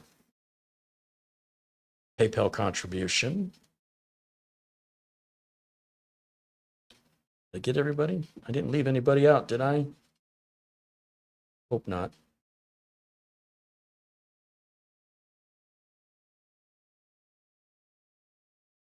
I think I got you. I hope so. I appreciate all of you, and especially the supporters. You guys make this channel happen. And for all the participants in the community, you guys also make this channel happen. You're all an important piece of what creates this community that we have here. And we're very lucky to have you. And hopefully we'll see the community continue to grow with other like-minded individuals who'd like to, you know, hang out, make some virtual friends. And I'm tired of the nonsense and fighting and arguing that goes on constantly online. This is a nice escape from that. And very lucky to have it. Thank you so much for joining me today. Again, we'll do the final build. There will be a part 3, and then that should wrap up this build. It will be available for sale. And again, you do have the ability to add a graphics card right here, up to 200 millimeters in length, and turn it into a gaming rig. It's that easy. Thank you to Camera Girl for the thumbnail. And thank you to my sister for the intro and the outro I'm about to run. I'll try to go live tomorrow if I can. That's going to be my goal, because Monday's videos are for members only. And if you're a member of the channel, if you pay $9.99 a month, you can join us for special members only videos where there's a much smaller audience. And so it's much more intimate. We can chat without the chaos of the crazy chat room. And there's unique content just for members that's never released to the public. And that's always at on Mondays, every Monday at 1 o'clock Pacific time. And if you're a member of the channel, I hope you'll join us. These are a much calmer pace. Feels more like, you know, it's a smaller group. So it's a little less chaotic. Sometimes people They post messages I never see because the chats go by so quick. But that shouldn't happen in the members only. So if you want my ear, that's the best way to get it. Thank you so much for watching. I'll see you all again, hopefully tomorrow. Either way, very, very soon. Until next time, bye for now.